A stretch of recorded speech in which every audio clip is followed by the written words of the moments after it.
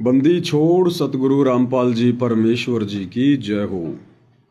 परमपिता परमात्मा सारी सृष्टि के रचनहार कुल मालिक असंख्य ब्रह्मांडों के स्वामी जगत गुरु तीनों लोकों में प्रवेश करके सबका धारण पोषण करने वाले राजाधिराज आत्माधार नाथों के नाथ देवों के देव महादेव सर्वेश्वर महेश्वर मृत्युंजय अजरो अमर आदि अनादि सनातनी प्रभु जगत पिता जगदीश्वर श्री श्री 1008 की उपाधि के वास्तविक अधिकारी अकाल मूर्त सौद स्वरूपी राम वासुदेव सर्वगतम ब्रह्म परम पूज्य प्रथम पूज्य परम संत परम पुरुष परम धनी परम दयालु सत्य कबीर हक्का कबीर अल्लाहु अकबर बाखबर अल्लाह ताला जगत के तारणहार जगत के मुक्तिदाता जगत के जगन्नाथ हारे के सहारे हिंदुओं के राम मुसलमानों के अल्लाह सिखों के वाहे गुरु ईसाइयों के मसीह दया के सागर दयानिधि करुणा के सागर करुणानिधि स्वयंभू परिभू संकट मोचन कष्ट हरण मंगल करण दुख भंजन अविगत कबीर निर्विकार निर्विषम परमात्मा अलय अलेख सतगुरु आदि अनादि सतगुरु असली मर्यादा पुरुषोत्तम असली राम असली कृष्ण असली घनश्याम असली मुरारी राजाओं के राजा महाराजाओं के महाराजा शहंशाहों के शहंशाह सम्राटों के सम्राट भगवानों के भगवान अल्लाहों के अल्लाह प्रभुओं के प्रभु मसीहाओं के मसीह सच्चे वाहिगुरु बाबाओं के बाबा पीरों के पीर सेठों के सेठ जगत सेठ सावड़सा सेठ सर्वगुण संपन्न अनंत कोटि कलाओं के स्वामी अनंत कोटि ब्रह्मांडों के नायक योगियों में महायोगी ध्यानियों में महाध्यानी सिद्धों में परम सिद्ध ज्ञानियों में तत्वज्ञानी ब्रह्म ज्ञानी महाज्ञानी परम ज्ञानी सर्वश्रेष्ठ ज्ञानी विज्ञानी युवा कबीर समर्थ कबीर असमवात अमित ओजा सच्चे रहनुमा करीम अल्लाह सुभान अल्लाह दुनिया के अंतिम पैगंबर 8 सितंबर 1951 से गांव धनाना जिला सोनीपत हरियाणा भारतवर्ष की पावन भूमि पे प्रकट रियल कल्कि भगवान श्री नारायण साकार हरि श्री बाबा साहेब नूर अनंत परमात्मा सच्चे दरवेश सच्चे बाखबर संत श्रोमणी सतगुरु रामपाल जी परमेश्वर जी के चरण कमल में साध संगति से जुड़े हुए देश विदेश से आप और हम सभी सत्सेवक भाई बहनों का अनंत कोटि दंडवत प्रणाम। सत्साई भाई और बहनों, बहुत बड़ी दया बहुत बड़ी मेहर पूज्य गुरुदेव भगवान की सतगुरु रामपाल जी परमेश्वर जी की, जिनके शुभ आशीर्वाद से विशेष आशीर्वाद से साध संगति से जुड़े हुए आप और हम सभी सत्सेवक भाई बहन पूज्य गुरुदेव भगवान के तत्व ज्ञान को आधार बनाकर हर प्रकार से संघर्ष करते हुए मर्यादाओं में रहते हुए अपनी आत्मा के कल्याण हेतु भक्ति मार्ग पर दृढ़ता के साथ निरंतर आगे की ओर बढ़ रहे हैं। इस कलयुग की बिचली पीढ़ी में भाई और बहनों, ये विशेष रजा साध संगति से जुड़ना, शास्त्र अनुकूल शत भक्ति करना, गुरु की मेहर और आशीर्वाद प्राप्त करने योग्य बनना, ये साध संगति के बिना संभव नहीं होता है। और कबीर परमात्मा सतगुरु रामपाल जी की विशेष VVIP दया के बिना साध संगति से जुड़ना मुमकिन नहीं होता है। तो हम जितने भी भाई बहन परमेश्वर रामपाल जी की लाखों की संगत में से साध संगति से जुड़े हुए हैं, ये इस बात का प्रतीक है कि पूज्य गुरुदेव भगवान आप और हम सभी आत्माओं पर मेहरबान है। उनकी छप्पर फाड़ दया है, रजा है, मेहर है, और इसको भाई और बहनों हमने इसी प्रकार से बना कर रखना है। देखो भाई और बहनों, भक्ति तो पूरी दुनिया ही कर रही है। कोई व्यक्ति जिस भी पंथ में जुड़ा हुआ है, जिस भी संत के साथ जुड़ा हुआ है, या वैसे कोई मनमुखी साधना करता है, कोई मंदिर में चर्च में गुरुद्वारे में जाता है, तो भाई और बहनों वो अपनी साधना को श्रेष्ठ साधना मानकर ही कर रहे हैं। परमात्मा कहते हैं जिस दिन उनको ये पता चल जाएगा कि जो साधना तुम कर रहे हो वो अश्रेष्ठ है, उस दिन वो उसे त्याग देगा। एक कसाई भी तब तक ही जीव हत्या करता है जब तक उसे ये लगता है कि जो कर्म मैं कर रहा हूं वो श्रेष्ठ कर्म है, और जिस दिन उसे ज्ञान हो जाता है कि जो कर्म मैं कर रहा हूं ये तो बहुत घटिया कर्म है, उसके बाद उस हाथ से वो करद नहीं उठा सकता। तो भक्ति तो भाई और बहनों पूरी दुनिया ही कर रही है, लेकिन जो श्रेष्ठ भक्ति, सर्वश्रेष्ठ भक्ति परमेश्वर ने आप और हम आत्माओं को बख्शी है, साध संगति से जुड़ी हुई आत्माओं को, भाई और बहनों, इसके लिए हमारे पास में शब्द नहीं है जो हम पूज्य गुरुदेव भगवान का धन्यवाद कर सकें। ऐसी अनमोल रजा उन्होंने अपनी लाखों की संगत में से बख्शी है। तो भाई और बहनों, कल 8 सितंबर का दिन है और कल का ये दिन पूरे विश्व के लिए बहुत ही महत्वपूर्ण है, बहुत ही पाक और पवित्र दिन है, क्योंकि 8 सितंबर 1951 के दिन इस भारतवर्ष की पवित्र भूमि पर कलयुग की बिचली पीढ़ी में वो परम शक्ति, वो महापुरुष प्रकट हुए पूरी दुनिया के आत्म कल्याण के लिए। वो महापुरुष जिन्हें मुसलमान भाई अपना अल्लाह कहकर संबोधित करते हैं, 5 वक्त जिसकी प्राप्ति के लिए नमाज करते हैं, रोजे करते हैं, अन्य धार्मिक क्रियाएं करते हैं, वो भगवान जिसकी प्राप्ति के लिए, जिससे लाभ प्राप्त करने के लिए हिंदू भाई बड़े बड़े मंदिरों में जाते हैं, व्रत करते हैं, तीर्थों पे जाते हैं, वो मसीहा जो पूरे विश्व का उद्धार करेगा, ईसाई भाई जिसकी प्राप्ति के लिए चर्चों में जाते हैं, और वो वाहे गुरु जो सारे संसार का कल्याण करेगा, सबको ज्ञान देगा, वो जगत गुरु परमेश्वर रामपाल जी, वो महापुरुष है, ये स्वयंभू परमात्मा है, परिभू है, सारे जगत के उत्पत्ति करता है। ये परमेश्वर चारों युगों में आते हैं, अपनी लीला करते हैं। हम नादान आत्माएं अपनी अपनी साधनाओं को श्रेष्ठ मानकर, अपने अपने धर्मों को श्रेष्ठ मानकर काल प्रभाव से उन्हें पहचान नहीं पाते, उन्हें जान नहीं पाते और आत्म कल्याण का मौका चूक जाते हैं।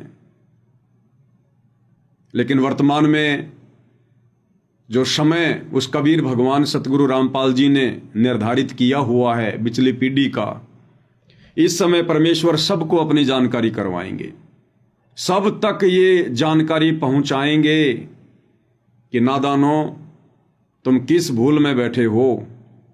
ये मनुष्य शरीर मोक्ष प्राप्ति के लिए मिलता है, लक 84 के कष्टों से दूर होने के लिए मिलता है।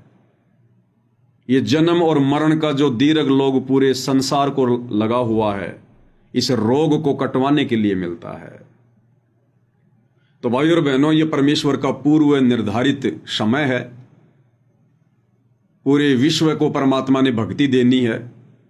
उसके लिए 8 सितंबर 1951 को परमेश्वर रामपाल जी, जिनका वैदिक नाम कबीर देव, उपमात्मक नाम सत्य पुरुष, परम अक्षर ब्रह्म, 8 सितंबर 1951 के दिन भारतवर्ष की पवित्र भूमि पर शतलोक से चलकर गति करके सशरीर शिशु रूप में प्रकट हुए और 8 सितंबर 1951 से अपने आप को छुपाते हुए परमेश्वर लीला कर रहे हैं। वर्तमान में उनकी ये लीला हम चंद आत्माओं को समझ में आ रही है और आने वाले थोड़े समय में, क्योंकि अब ज्यादा समय नहीं बचा है, 2028 युग परिवर्तन का निर्धारित समय है। तो 2028 के बाद पूरा विश्व इस परमेश्वर को जानेगा, इसको पहचानेगा और ये 8 सितंबर का पवित्र दिन पूरा विश्व मनाएगा। इसके अलावा पूरे संसार में और कोई दिन किसी भी महापुरुष की याद में नहीं मनाया जाएगा, क्योंकि पता चल जाएगा कि परमेश्वर रामपाल जी के अलावा सब जीव हैं, जीव संज्ञा में है सब। भले कोई देवी देवता बनकर बैठे हैं, भले ब्रह्मा विष्णु महेश बनकर बैठे हैं, भले किसी गण की पदवी लेकर बैठे हैं, और यहाँ हम जिनकी जन्माष्टमी मनाते हैं, नवमी मनाते हैं, गुड फ्राइडे मनाते हैं, ईद उल फितर मनाते हैं, जो भी हम वो दिन मनाते हैं, हमें पता चल जाएगा कि वो सब जीव श्रेणी में हैं, जीव संज्ञा में हैं, वो सभी आत्माएं हैं, और अपनी भक्ति के कारण इस पृथ्वी पर आम प्राणियों से कुछ विशेष कार्य करके चले गए थे, जिस कारण से हमने उनको परमात्मा का दर्जा दे दिया, भगवान का दर्जा दे दिया, अवतार का दे दिया, पीर पैगंबर का दर्जा दे दिया, और अपने जैसे जीवों की हम पूजा कर रहे हैं परमात्मा मानकर। तो जब ये ज्ञान परमेश्वर रामपाल जी से प्राप्त करके पूरे विश्व को इस बात का पता चलेगा, उसके बाद भाइयों और बहनों, जैसे आज वर्तमान में हमारी आंखें खुली हैं, ऐसे ही पूरे विश्व की आंखें खुलेंगी, और पूरा विश्व केवल 8 सितंबर के दिन परमेश्वर रामपाल जी का सतगुरु प्रकट दिवस ही मनाएगा, क्योंकि इनके अलावा सभी जीव हैं, सब जीव हैं, इनके अलावा जितने भी देव महादेव हैं, सब जीव हैं। तो भाइयों और बहनों, आप और हमारा कितना बड़ा सौभाग्य कि विश्व तो इस गूढ़ रहस्य को आने वाले समय में जानेगा, और हम पिछले कई वर्षों से इस पवित्र दिन को यादगार के रूप में मनाते हुए आ रहे हैं कि 8 सितंबर के दिन इस कबीर भगवान ने इस पृथ्वी पर प्रकट होकर हम नीचों के आत्म कल्याण के लिए जो संघर्ष किया है वो अवर्णनीय है, अकथनीय है, अकल्पनीय है। भाइयों और बहनों, आज से पहले जितने भी महापुरुष हुए हैं, जितने भी अवतार हुए हैं, उनके रहते सहते किसी ने भी उनकी जन्माष्टमी नहीं मनाई, उनका अवतरण दिवस नहीं मनाया, उनका जो प्रकट दिवस वो माना करते थे कि हमारे भगवान प्रकट हुए हैं, वो प्रकट दिवस नहीं मनाया, क्योंकि काल प्रेरणा से इस गंदे लोक की गंदी रीति है कि जब जब कोई महापुरुष धरती पर आता है तो दुनिया वाले उसे पहचान नहीं पाते हैं, अपने जैसा मानते हैं, और जो फायदा उनसे उठाना चाहिए, उनसे अच्छा व्यवहार करके, उनके ज्ञान को ग्रहण करके, उनके सत्संग सुन के, वो हम नहीं कर पाते हैं। और उनके जाने के बाद, उनके शरीर छोड़ने के बाद, मुर्दा की श्रेणी में आने के बाद, फिर हम लोग उनकी मूर्तियां बना बना के, उनके चित्र बना बना के, फिर वो दिन मनाएंगे कि इस दिन वो महापुरुष धरती पर आए थे, ये दिन उनका जन्मदिन है, ये उनकी जयंती है, ये उनकी नवमी है। लेकिन उसके बाद भाइयों और बहनों, क्या फायदा, हमें क्या मिलना उसके बाद? अरे वो महापुरुष तो चले गए जो जड़ी बूटी लेकर आए थे आप और हमें देने के लिए, लेकिन हम नादान उनको पहचान नहीं पाए। अब उनके चले जाने के बाद पीछे से गुण गाने से क्या फायदा? लेकिन वर्तमान में परमेश्वर रामपाल जी दुनिया की इस भूल को मिटाएंगे, और परमेश्वर रामपाल जी के जाने के बाद तो दुनिया 8 सितंबर को मनाएगी।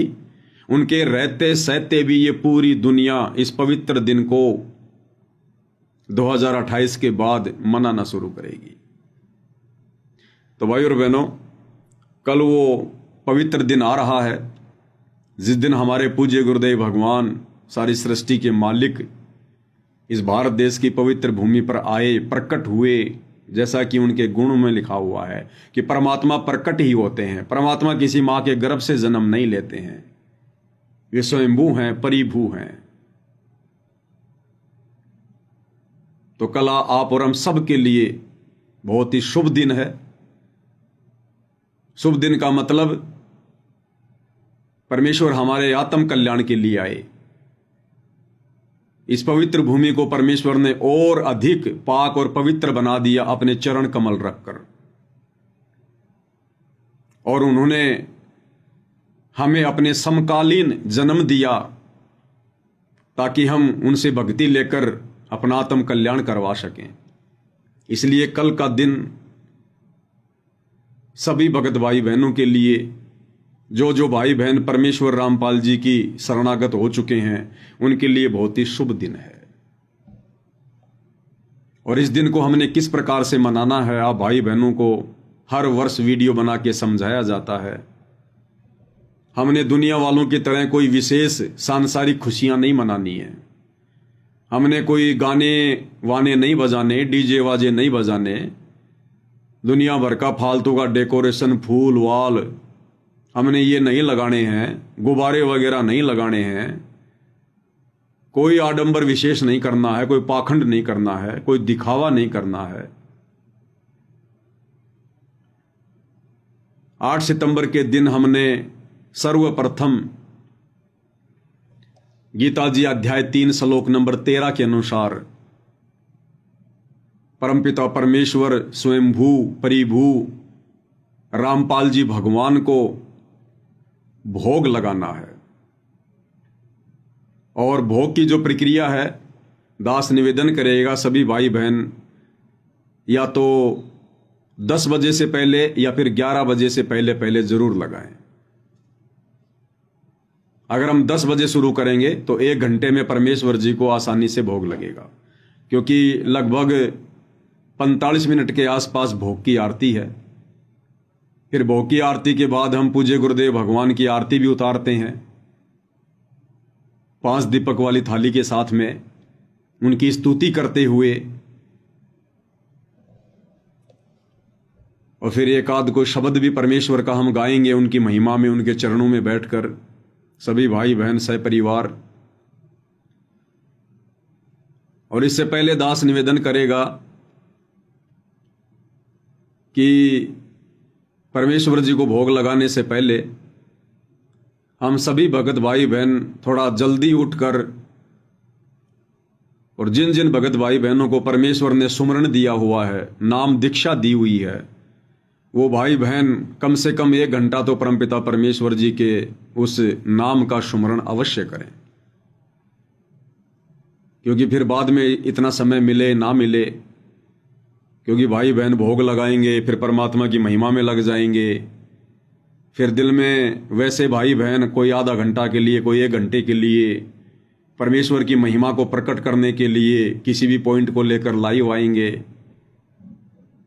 तो बाद में हमें इतना समय मिले ना मिले। इसलिए यदि हम सुबह सुबह जो मंत्र करने की जो प्रक्रिया है, जो गुरुदेव ने हमें बता रखी है, यदि हम 1 घंटा या 1.5 घंटा सतनाम का या प्रथम नाम का यदि हम परमेश्वर जी का सुमरण कर लेंगे, तो फिर हम आगे के समय के लिए निश्चिंत हो जाएंगे। हमारे मन में विशेष वो चीज फिर बार बार नहीं आएगी कि भाई सुमरण करना है, सुमरण करना है, सुमरण करना है। उसके बाद हम चलते फिरते जैसे भी कर लेंगे तो हमारा काम बन जाएगा। और 10 या 11 बजे तक परमपिता परमेश्वर जी को सभी भाई बहन भोग लगाएं। और भोग सभी भाई बहन लाइव आकर लगाएं, क्योंकि कई हजारों भगत भाई बहनों के घरों में कल परमेश्वर जी का प्रकट दिवस मनेगा। क्योंकि परमेश्वर हमारे साथ में रहते हैं, हमारे अंग संग रहते हैं। हमें परमात्मा को ढूंढने के लिए कहीं दूर जाने की आवश्यकता नहीं है। और वैसे भी पूज्य गुरुदेव भगवान ने वर्तमान समय में थोड़े समय के लिए आप और हमारे से शारीरिक दूरी बनाकर हमें घर पर ही ज्ञान को आधार बनाकर भक्ति क्रिया करने का समय दिया है। तो वैसे भी परमेश्वर शारीरिक रूप में आप और हमारे बीच में नहीं है, किसी आश्रम में नहीं है। इसलिए हमने इस पवित्र दिन को अपने घर पर ही मनाना है। क्योंकि आश्रम वाले भाई बहन तो वैसे भी गुरुदेव को परमात्मा नहीं मानते, उनको प्रकट हुआ नहीं मानते, उनको कबीर भगवान नहीं मानते हैं, उनको जन्म लिया हुआ एक मानुष मानते हैं, अपने जैसा जीव मानते हैं, और कबीर जी का एक अवतार मानते हैं। तो हम भगत भाई बहनों ने, भले वो हमारे गुरु भाई बहन हैं, लेकिन यदि उनके और हमारे आध्यात्मिक विचार मेल नहीं खाते हैं तो फिर हमने उनकी संगति नहीं करनी चाहिए। और परमात्मा भी कहते हैं, कबीरा तहां जाइए रह संतन की प्रीत, इष्ट मिले और मन मिले, मिले सकल रस रीत। हालांकि हमारा किसी से कोई वैर भाव नहीं है, मन मुटाव नहीं है, लेकिन ये भक्ति मार्ग है भाई और बहनों, और भक्ति मार्ग में देखा देखी नहीं चलती है, भक्ति मार्ग में भेड़ चाल नहीं चलती है, भक्ति मार्ग में गुरुदेव भगवान के ज्ञान को आधार बनाकर चलना होता है। तो हमने भक्तों को देखकर भी नहीं चलना है, उन भक्तों को जो भगत परमेश्वर के वचन के विपरीत चल रहे हों, क्योंकि हमने परमात्मा प्रसन्न करना है, गुरु भगवान प्रसन्न करना है। तो गुरु भगवान के वचन में रहकर, उनकी मर्यादाओं में रहकर, उनको प्रसन्न करने के लिए हमने वही भक्ति क्रियाएं करनी है जिन भक्ति क्रियाओं को करने के गुरुदेव ने सत्संगों में निर्देश दिए हैं, और जिन भक्ति क्रियाओं को करने से परमेश्वर अपने बच्चों से प्रसन्न होते हैं।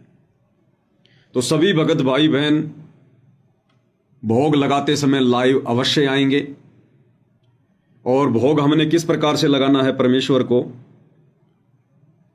जैसे आप सभी भाई बहन अपने अपने घरों में भोग लगाएंगे, तो किसी ने परमेश्वर के लिए कोई टेबल का इंतजाम कर रखा होगा, किसी ने कोई आसन लगा रखा होगा, किसी ने कोई सोफा लगा रखा होगा, या किसी ने कोई बेड लगा रखा होगा।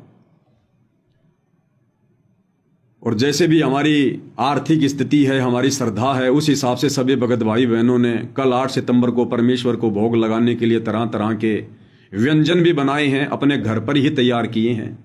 क्योंकि हम बाजार से बनी हुई कोई भी मिठाई ना हम खाते हैं, ना अपने भगवान को भोग लगाते हैं, अपने घर पर बनाते हैं, उसके बाद परमेश्वर को भोग लगाते हैं।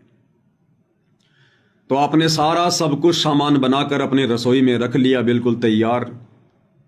उससे पहले आप अपने गुरुदेव भगवान का आसन लगाइएगा, परमात्मा से प्रार्थना कीजिए कि ये परमेश्वर, आप जी का आसन तैयार है, आप जी विराजमान होने की कृपया करें परमात्मा, हम नीचों को आप जी कृतार्थ करें। तो परमेश्वर तो भाई और बहनों कहते हैं, साधु भूखा भाव का, धन का भूखा नाई, जो कोई धन का भूखा वो साधु भी नाई।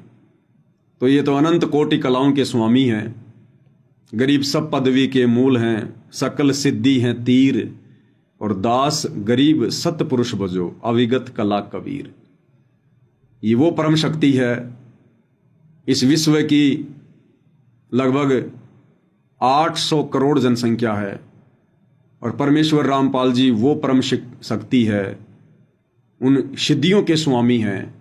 ये परमात्मा चाहें तो 8 करोड़ की जनसंख्या के साथ में, एक एक व्यक्ति के साथ में 8 करोड़ रूप बनाकर बैठ सकते हैं, प्रकट हो सकते हैं। ये वो परमात्मा है। जिस प्रकार सूर्य सर्वत्र होता है, सूर्य यदि आप पाकिस्तान में जाकर देखोगे तो वहां के लोगों को भी लगेगा कि सूर्य केवल हमारे ऊपर ही है, हमारे पास में है। ऐसा लगेगा जैसे 1 या 2 किलोमीटर दूर है हमसे। हिंदुस्तान में देखोगे तो वही सूर्य हिंदुस्तान वालों को लगेगा कि बिल्कुल हमारे पास में है, और वो एक ही सूर्य पूरे विश्व को प्रकाश दे रहा है, और ऐसा लगता है जैसे वो सूर्य सबके समीप है। इसी प्रकार ये परमात्मा परमेश्वर रामपाल जी, ये अपनी सभी आत्माओं के साथ में रहते हैं, और इनकी शक्ति तो सृष्टि के कण कण में है। जिस प्रकार सूर्य एक जगह है, सबको दिखाई दे रहा है, इसके बावजूद उनका जो प्रकाश है वो सर्वत्र है। वो गर्मी पाकिस्तान को भी दे रहा है, गर्मी हिंदुस्तान को भी दे रहा है, गर्मी अमेरिका को भी दे रहा है। तो ये परमेश्वर हैं भाई और बहनों, इनकी गति का कोई वार न पार नहीं है। नामा और रैदास रसीला, कोई न जाने अवगत लीला। वर्तमान में परमेश्वर ने हमें -1,00,000% भी ज्ञान नहीं दिया। -1,00,000% भी। ये वो परमात्मा है, इसकी वो महिमा है। केवल हमें इतना ही ज्ञान दिया है कि बस हम अपना आत्म कल्याण करवा सकें। इनकी गति को कोई नहीं जान सकता, सतलोक जाने के बाद भी कोई नहीं जान सकता, अगम लोक अलख लोक जाने के बाद भी इनके सामर्थ्य से पूर्णतया कोई परिचित नहीं हो सकता। सृष्टि में हो ही नहीं सकता किसी भी तरीके से। अगर कोई इनके सामर्थ्य से परिचित हो गया पूर्णतया, तो वो भी फिर इनके बराबर ही हो जाएगा, और इनके बराबर कोई हो नहीं सकता भाई और बहनों, क्योंकि परमेश्वर पूरी सृष्टि के एक ही है। बाकी लीला परमेश्वर जो चाहें सो कर सकते हैं। तो सभी भाई बहन परमेश्वर जी के लिए जो भोग प्रसाद हम बनाएंगे उसको अपना रसोई में ढक के रख दीजिएगा। उधर परमेश्वर जी का आसन लगा दीजिएगा, और जो 5 दीपक वाली थाल है आप उसको तैयार कीजिएगा, उसको प्रज्वलित कीजिए। और आपके परिवार में जितने भी मेंबर हैं, नाम उपदेशी हैं, 1 2 3 4 5 जितने भी, आप सबसे पहले 5 दीपक वाली थाली के साथ में मंगलाचरण के साथ में परमपिता परमेश्वर जी की आरती उतारिए। 2 या 3 मिनट में मंगलाचरण पूरा हो जाएगा। मंगलाचरण के बाद में समर्थ साहिब रत्नो जागर सत्य पुरुष मेरे सुख के सागर, ये 9 वाणियां बोलते हुए भी हमने परमेश्वर जी की आरती उतारनी है। उसके बाद में हमने 2 वाणियां बोलते हुए कि कर जोड़ूं विनती करूं धरूं चरण पर शीस, सतगुरु रामपाल जी परमेश्वर जी ने दियो नाम बख्शीश। कोटि कोटि सिजदा करूं कोटि कोटि प्रणाम, चरण कमल में राखियो बांदी जाम गुलाम। इन 2 वाणियों के साथ हमने परमेश्वर को अष्टांग दंडवत करना है। उसके बाद उस पूजा की थाली को आप जी अपनी रसोई में या कहीं भी आप उसको रख दीजिएगा, दरबार से बाहर जहां परमेश्वर को भोग लगेगा वहां से बाहर थाली को रख दीजिएगा। और फिर रसोई घर से परमेश्वर जी का जो भोग प्रसाद है उसको आया है बंजारा केशव आया है, इस वाणी के साथ में आप जी रसोई से परमेश्वर जी को समर्पित कीजिएगा जहां आपने आसन लगा रखा है। और लाइव वीडियो, यदि आपके परिवार में 1 से अधिक मेंबर हैं, नाम उपदेशी हैं, तो परिवार का कोई भी एक सदस्य लाइव उसको जो है वो चलाता रहेगा। और इस प्रकार से हमने परमपिता परमेश्वर जी को भोग लगाना है। और भोग लगाने के बाद भाइयों और बहनों, क्योंकि परमात्मा का विधान है कि ज्यादा भी नहीं तो कम से कम वर्ष में 1 बार पाठ प्रकाश का संकल्प अवश्य करना चाहिए। तो वर्तमान में गुरुदेव भगवान की गैर हाजिरी में हम सभी भगत भाई बहन इस विधान को फॉलो करते हुए और परमेश्वर जी को भोग लगने के बाद सभी भगत भाई बहन परमात्मा जी के चरणों में बैठकर घुटने टेक कर और पाठ प्रकाश का संकल्प करेंगे। परिवार में 2 सदस्य हैं तो वो दोनों अपना अलग अलग संकल्प करेंगे। यानी एक परिवार में यदि 5 उपदेशी हैं तो एक पाठ संकल्प से बात नहीं बनेगी, 5 आत्माओं ने अपना अपना पाठ संकल्प करना है। कैसे करना है? जमीन पर जैसे हम दंडवत करने के लिए घुटने टेकते हैं, घुटने टेक कर परमेश्वर के आगे हाथ जोड़कर गर्दन झुकाकर और ये सोचकर कि सामने कोई फोटो नहीं है, सामने कोई प्रतिमा नहीं है, प्रतिमा तो केवल एक यादगार है, सामने साक्षात सूक्ष्म रूप में हमारे गुरुदेव भगवान बैठे हुए हैं। और परमात्मा से हमने अर्ज करनी है कि हे परमपिता परमात्मा, सारी सृष्टि के मालिक पूज्य गुरुदेव भगवान, आपका दास या दासी आप जी के चरण कमल में पाठ प्रकाश का संकल्प लेती है। हे परमेश्वर, मुझे तुच्छ के इस पाठ प्रकाश के संकल्प को स्वीकार कीजिएगा। हे गुरुदेव भगवान, जब आप अपनी लीला समाप्त करके आश्रम में आ जाएंगे या जहां भी आएंगे, उस समय परमेश्वर पाठ प्रकाश की जो भी राशि आप जी कहेंगे वो आपके कर कमल में समर्पित कर दी जाएगी। हे परमेश्वर, आप सदा हमारे साथ रहिएगा। हे परमात्मा, इस दास या दासी को भगत बनाने की दिशा में निरंतर आगे बढ़ाइएगा। तो इस प्रकार से सभी ने पाठ प्रकाश का संकल्प करना है। और उसके बाद में जैसे भी आप परमात्मा की महिमा करना चाहिए, उस लाइव को काटकर, क्योंकि एक लाइव तो केवल हमारा भोग तक ही समर्पित रहेगा, केवल भोग तक। जैसे ही भोग लग गया, भोग के बाद परमात्मा की हमने आरती उतार दी, तो वो लाइव हम समाप्त कर देंगे। फिर जब हम पाठ प्रकाश का संकल्प करेंगे, उस समय भी सभी भगत भाई बहन लाइव आएंगे। यानी परिवार का एक सदस्य लाइव चलाएगा, बाकी भाई बहन पाठ प्रकाश का संकल्प करेंगे। तो मुश्किल से 3-4 मिनट की ये प्रोसीजर है। उसके बाद उस लाइव को समाप्त कर दें, और जो भाई लाइव बना रहा था फिर वो भी अपना अलग से परमात्मा को पाठ का संकल्प कर लेगा। उसके बाद में फिर तीसरी बार लाइव आएंगे। तीसरी बार में सभी भगत भाई बहन बैठकर, और विशेषकर सत्सेवक भाई बहनों के घरों में तो सतगुरु महिमा की पुस्तक पहुंची गई है। तो परमात्मा के 1 या 2 शब्द जो भी आपको अच्छे लगें, प्यारे लगें, जिनको आसानी से आप जी परमेश्वर जी के चरणों में समर्पित कर सकते हैं अपनी आत्मा के कल्याण के लिए, तो 1 या 2 शब्द भाई बहन बैठकर अवश्य सतगुरु की महिमा में गाएं। और यदि आपके परिवार के जो अन्य सदस्य हैं, जो अनुपदेशी हैं, जिन्होंने ना नाम दीक्षा ली है ना कोई संकल्प लिया है, यदि वो परमेश्वर जी की भोग आरती में प्रकट दिवस में शामिल होना चाहते हैं, वो भी यदि परमात्मा की आरती उतारना चाहते हैं, तो भाई और बहनों, उनसे आप एक प्रार्थना जरूर करें कि भाई अगर नहाए नहीं तो कम से कम हाथ मुंह तो जरूर धो लो, कपड़े वगैरह जरूर चेंज कर लो, और आभूषण नहीं होना चाहिए भाई और बहनों। किसी भी प्रकार का कोई भी गहना, कोई भी आभूषण, ना सोने का, ना चांदी का, ना प्लास्टिक का, ना नकली, कुछ नहीं। अगर वे आरती में शामिल होना चाहते हैं तो ये कंडीशन रहेगी, अन्यथा भाई और बहनों एक बहुत ही गलत संदेश आ जाएगा, बहुत ही गलत संदेश जाएगा।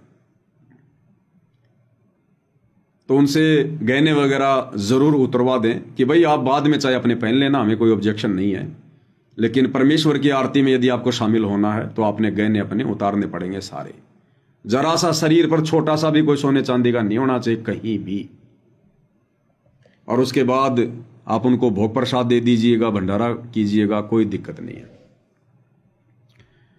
तो ये एक छोटी सी प्रोसीजर है जो सभी भगत भाई बहनों ने फॉलो करनी है। और जिन जिन भगत भाई बहनों के घर पर सतगुरु प्रकट दिवस मनाने की पर्याप्त व्यवस्था नहीं है, परिवार वाले ज़्यादा ही विरोध करते हैं, तो ऐसे भगत भाई बहन अपने आसपास के किसी अन्य भगत भाई बहन के यहाँ पर, जिनके विचार मेल खाते हैं, जिनके संपर्क हैं, और जिनके वहाँ जाने से उनको भी कोई दिक्कत ना हो, तो ऐसे सत्सेवक भगत भाई बहनों के घरों पर वो पहले से बातचीत करके जा सकते हैं, वहाँ साथ मिलकर परमेश्वर को भोग लगा सकते हैं, उनकी महिमा कर सकते हैं। और फिर कल का सारा दिन हमने इसी प्रकार से, यानी परमेश्वर की महिमा में ही हमने व्यतीत करना है। भोग लगने के बाद फिर हम परमेश्वर के कोई शब्द वगैरह गा लें, या फिर उसके बाद जो भी अपना कार्य वगैरह है वो हम कर सकते हैं। हमारा काम 12-1 बजे तक कंप्लीट हो जाएगा। फिर भगत भाई बहन लाइव आ सकते हैं दिन में, परमात्मा के किसी भी सत्संग को लेकर, अन्य किसी पॉइंट को लेकर भाई बहनों को समझाने के लिए लाइव आ सकते हैं। तो कल की भाई और बहनों हमारी एक छोटी सी प्रोसीजर रहेगी परमपिता परमेश्वर को प्रसन्न करने की। और दूसरी बात, यदि अभी तक आप जी पूर्णतया मर्यादाओं में नहीं आ पा रहे हैं, छोटी मोटी मर्यादाओं में त्रुटि हो रही है, आप तो चाहते हैं रहना लेकिन कोई मजबूरी या कोई दबाव, कोई प्रेशर, तो हृदय से भाई और बहनों हमने परमपिता परमेश्वर जी से प्रार्थना करनी है कशक के साथ में। देखो ये आत्मा का साथी है, अगर हम फॉर्मेलिटी के लिए करेंगे तो इनसे छुपा नहीं सकते, हम कुछ भी नहीं छुपा सकते। तो परमेश्वर से हृदय से प्रार्थना करें, रो रो के प्रार्थना करें, तड़प के साथ प्रार्थना करें। और आत्मा यदि हृदय से पुकारेगी तो परमेश्वर उसकी पुकार को जरूर सुनते हैं। फिर परमेश्वर एक अच्छा माहौल, भक्तिमय माहौल आपके घर में भी बनाएगा परमात्मा, क्योंकि समर्थ है, कुछ भी कर सकता है, इनके हाथ में है, इनसे बढ़कर फिर और कोई नहीं है। और हमने इसी परमपिता परमेश्वर, कबीर देव, सतगुरु रामपाल जी का चिंतन, मनन, ध्यान, सब कुछ इन्हीं का, क्योंकि इनके अलावा भाई और बहनों फिर कुछ है ही नहीं। और हमें ये मनुष्य जन्म भी इन्हीं की प्राप्ति के लिए मिला है। इन्हीं की प्राप्ति का मतलब, इन्होंने हमें जो सत भक्ति दी है, जो मर्यादा दी है, उसको भली भांति निभाकर और आजीवन इनकी भक्ति करके, इनको प्रसन्न करके हमने इनके निज लोक सतलोक को प्राप्त करना है। तो जब हम सतलोक चले जाएंगे तब ये कहा जाएगा कि हमने परमात्मा प्राप्त कर लिया। अन्यथा परमात्मा तो हमें पता ही है कि पूज्य गुरुदेव भगवान, इनके अलावा कोई और है ही नहीं, तो वो तो हमें प्राप्त हो ही चुके हैं। तो भगवान प्राप्त हो गए तो क्या भक्ति छोड़ दें कि लो जी भगवान तो प्राप्त हो गए? तो ऐसे भगवान की प्राप्ति नहीं मानी जाती। जब हम इनकी भक्ति सफल करके सतलोक चले जाएंगे, उसको कहते हैं परमात्मा प्राप्ति, भगवान की प्राप्ति, मोक्ष की प्राप्ति। और संध्या आरती में हम सभी भगत भाई बहन पढ़ते हैं भाई और बहनों, क्योंकि संध्या आरती जब हम करते हैं तो अपने गुरुदेव भगवान को सामने विराजमान करके करते हैं। हमारा ध्यान हमारे गुरुदेव भगवान में रहता है, उनके चरणों में रहता है, उनकी स्तुति में, उनकी महिमा में रहता है। और संध्या आरती में हम क्या कहते हैं? तुमरा ही ज्ञाना तुमरा ही ध्याना, तुमरा ही ज्ञाना तुमरा ही ध्याना, तुमरे तारण की परतीत सतगुरु तारेंगे, तारेंगे तारेंगे तहतीक सतगुरु तारेंगे। हम अपने गुरुदेव भगवान को क्या कह रहे हैं कि तुमरा ही ज्ञाना, ये परमेश्वर तुम्हारा ही ज्ञान जो हमारी आत्मा का कल्याण करेगा, यानी आपके द्वारा दी गई भक्ति करेंगे, इसके अलावा कुछ नहीं करेंगे। ज्ञान यानी भक्ति। और तुमरा ही ध्याना, और परमेश्वर हम केवल आपका ही ध्यान रखेंगे, केवल आपका ही चिंतन मनन करेंगे। हमारे ध्यान में, हमारे चिंतन मनन में, हमारी सोच में, हमारे विचारों में, हमारे शौपन में, हमारी बातों में, हमारी चर्चाओं में, ये परमेश्वर आप ही रहोगे। आपके अलावा दूसरा ना कोई परमात्मा है और ना हमें कोई स्वीकार्य है। तो तुमरा ही ज्ञाना और तुमरा ही ध्याना, और तुमरे तारण की प्रतीत सतगुरु तारेंगे। और ये परमेश्वर हमें आप ही से उम्मीद है, प्रतीत यानी उम्मीद, हमें केवल आप ही से उम्मीद है कि आप ही हमारी आत्मा का कल्याण करेंगे, हमें तारेंगे, हमें सतलोक भेजेंगे, सतगुरु तारेंगे। अब बताओ भाई और बहनों, फिर बच कौन गया? जब हमने भक्ति सतगुरु की करनी, ध्यान सतगुरु का करना, और पार होने की उम्मीद हमने सतगुरु से लगानी है, तो इनके अलावा फिर और है कौन परमात्मा?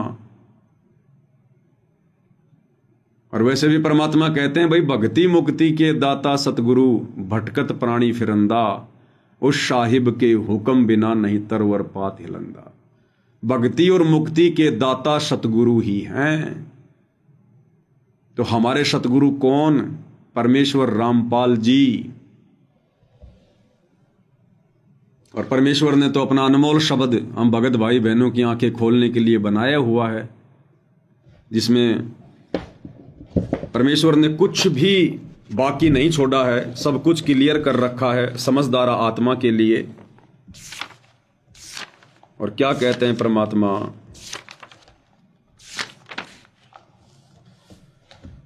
गुरु समान नहीं दाता रे जग में, गुरु समान नहीं दाता, गुरु समान नहीं दाता रे जग में, गुरु समान नहीं दाता। गुरु के समान यहाँ कोई भक्ति देने वाला नहीं है, कोई सुख देने वाला नहीं है। दाता यानी देने वाला। जैसे हम कहते हैं हरि, तो हरि नाम सुनते ही इस तत्व ज्ञान के अभाव में पहले हमारी जो सोच थी वो श्री विष्णु जी के ऊपर जाकर टिक जाती थी कि हरि मतलब श्री विष्णु जी। लेकिन अब पता चला कि हरि वास्तव में कौन है? कबीर परमात्मा सतगुरु रामपाल जी, वो उस विष्णु के भी हरि हैं। हरि यानी हरने वाला, कष्टों को हरने वाला हरि, संकटों को हरने वाला हरि, हमारे दुखों को हरने वाला हरि, रोगों को हरने वाला हरि। तो संकट मोचन कष्ट हरण मंगल करण कबीर, आगे शरण तेरी। तो असल में हरि हमारे पूज्य गुरुदेव भगवान है। ये जितने भी उपमात्मक नाम हैं, इस निरंजन ने, इस काल ने जानबूझकर अपने अवतारों के, अपने पुत्रों के, उनकी महिमा के नाम, उनकी उपमात्मक पदियों के नाम रख दिए। जैसे विष्णु जी का सहस्त्रनामा यानी 1000 नाम श्री विष्णु जी के, वो सारे नाम इस काल ने कॉपी कर रखे हैं, इसने चुरा रखे हैं। और हम जीवों को भ्रमित करने के लिए जब वो रियल हरि धरती पर आएगा तो उसको कोई हरि ना मान ले, उसको कोई महादेव ना मान ले। महादेव यानी समस्त देवों का देव, सारी सृष्टि के देवों का देव महादेव, सबसे बड़ा देव। देव यानी भगवान। तो ये कबीर भगवान सतगुरु रामपाल जी हैं। इस काल ने अपने पुत्र शिव जी का नाम रख दिया महादेव। इसने अपने पोते का नाम रख दिया गणेश। शंकर जी का बेटा, काल का पोता गणेश। अब गुरुदेव ने क्या बताया कि भाई असल में जो गणेश है ये कबीर परमात्मा सतगुरु रामपाल जी हैं। अब गणेश काल ने नाम रख दिया अपने पोते का, तो परमेश्वर ने फिर अपने आप को कहना पड़ा आदि गणेश। आदि गणेश मनाऊं गणनायक देवन देवा। तो आदि गणेश नाम इसलिए रखा कि सबसे पहले वाला गणेश, तुम्हारे इस गणेश से भी पहले वाला गणेश। तो ये जितने भी नाम हैं भाई और बहनों, इन देवी देवताओं के, इनकी महिमा के, इन अवतारों के, ये सारे नाम इस निरंजन ने, काल ने कॉपी कर लिए। इसलिए ताकि जब वो कबीर भगवान धरती पर आएगा और जब वेदों से अपनी महिमा बताएगा, सुनाएगा, तो लोगों को जल्दी से विश्वास ना हो कि नहीं नहीं जी महादेव तो शंकर जी हैं, अजी नहीं नहीं गणेश तो गणेश जी हैं। इसने हमें भ्रमित करने के लिए। तो यहां पर जो दाता है ये हमारे पूज्य गुरुदेव भगवान के लिए है, कबीर भगवान के लिए, हरि हमारे भगवान के लिए है। वस्तु अगोचर दई सतगुरु ने भली बताई बाता। वस्तु अगोचर दई सतगुरु ने भली बताई बाता। काम क्रोध कैद कर डारे लोभ के घाली ना था। गुरु समान नहीं दाता रे जग में, गुरु समान नहीं दाता। गुरु समान नहीं दाता रे जग में, गुरु समान नहीं दाता। काल करे सो हाल ही कर ले, फेर मिले ना साथा। काल करे सो हाल ही कर ले, फेर मिले ना साथा। 84 में जाए पड़ोगे, भुगतोगे दिन राता। गुरु समान नहीं दातार जग में, गुरु समान नहीं दाता। गुरु समान नहीं दातार जग में, गुरु समान नहीं दाता। यानी गुरु के समान कोई दाता है ही नहीं। दाता एक राम, भिखारी सारी दुनिया। दाता यानी कबीर, परमात्मा, परमेश्वर, परम अक्षर ब्रह्म, सत्य पुरुष, इनके अलावा और कोई भगवान नहीं है। शब्द पुकार पुकार कहते हैं, कर लो संतन साथा। शब्द पुकार पुकार कहते हैं, कर लो संतन साथा। सेवा बंदगी करो सतगुरु की, काल नवावे माथा। गुरु समान नहीं दातार जग में, गुरु समान नहीं। गुरु समान नहीं दातार जग में, गुरु समान नहीं। कहें कबीर सुनो भाई धर्मन, सकल कर्म कोटि जाता। कहें कबीर सुनो भाई धर्मन, सकल कर्म कटि जाता। पर्दा खोल मिलो सतगुरु से, पहुँचो लोक सुना था। गुरु समान नहीं दातार जग में, गुरु समान नहीं दाता। गुरु समान नहीं दातार जग में, गुरु समान नहीं।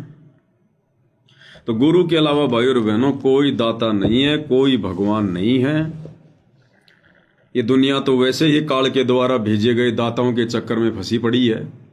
अपना अनमोल समय और समासें, अनमोल मनुष्य जीवन बर्बाद कर रही है।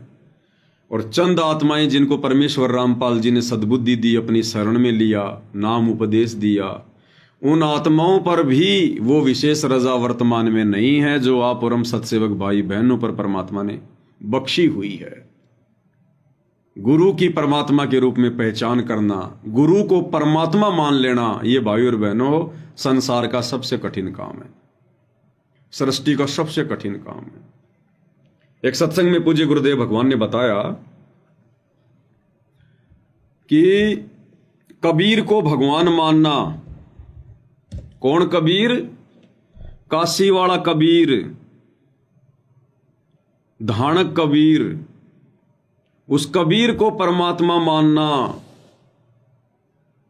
गुरुदेव भगवान बोले इतना कलेजा चाहिए, इतना कलेजा। और भाई और बहनों, सतगुरु रामपाल जी को कबीर मानना हृदय से, आत्मा से, इतना कलेजा चाहिए भाई और बहनों, इतना। ये आम जीवों के बस की बात नहीं है, आम आत्माओं के बस की बात नहीं है। भले सार नाम ले लिया, सार शब्द ले लिया, सतनाम ले लिया, भले 25 साल से भक्ति कर रहा है, ये उन आत्माओं के भी बस की बात नहीं है कि अपने गुरु को कबीर भगवान के रूप में स्वीकार कर लेना। उसके लिए तो हाथी के जितना कलेजा चाहिए, हाथी के जितना। कबीर को तो सबने भगवान मान लिया, जितने भी सतगुरु रामपाल जी की शरण में आ गए सबने भगवान मान लिया, कबीर भगवान, कबीर भगवान। तो कागज के कबीर को तो भगवान मानने के लिए इतना सा कलेजा चाहिए, और सतगुरु रामपाल जी ही हैं वो कबीर जो 650 साल पहले आए थे। उसके लिए भाई और बहनों इतना कलेजा चाहिए, इतना। अब ये कलेजा कोई मार्केट में थोड़ी मिलता है जो लाके तुम इसको सेट कर लोगी। ये कलेजा, इतना कलेजा तैयार करने के लिए भाई और बहनों युगों युगों के संस्कार चाहिए, मजबूत भक्ति संस्कार। इसलिए परमात्मा कहते हैं साधु सेती मस्करी चोरा नाल खुशहाल, और मल अखाड़ा जीतेंगे युगन युगन के माल। जो युगों युगों से परमात्मा की भक्ति करते आ रहे हैं वही आत्मा इतना कलेजा रख सकती हैं। तो क्या कहते हैं गुरुदेव भगवान एक छोटे से सत्संग में कि हमारे पाप कर्म कैसे कटेंगे, और परमेश्वर ने वो प्रोसीजर साध संगतियों से शुरू करवाई है। क्या कह रहे हैं गुरुदेव भगवान?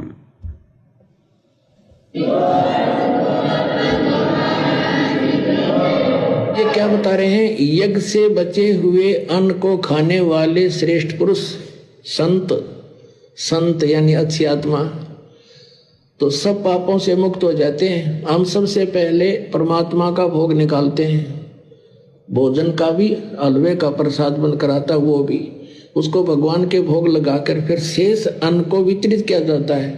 तो जिसके सिर पर, तो क्या करें गुरुदेव भगवान कि यज्ञ से बचे हुए अन्न को खाने से हमारे पाप कर्म कटते हैं, पाप कर्म। और गुरुदेव कह रहे हैं सबसे पहले हम भगवान को भोग लगाते हैं, उसके बाद फिर प्रसाद वितरित किया जाता है, हलवा प्रसाद भंडारा। अब भाई और बहनों, सतगुरु हमारे आध्यात्मिक टीचर हैं। यानी सतगुरु क्यों आते हैं? ज्ञान देने के लिए, हमें समझाने के लिए।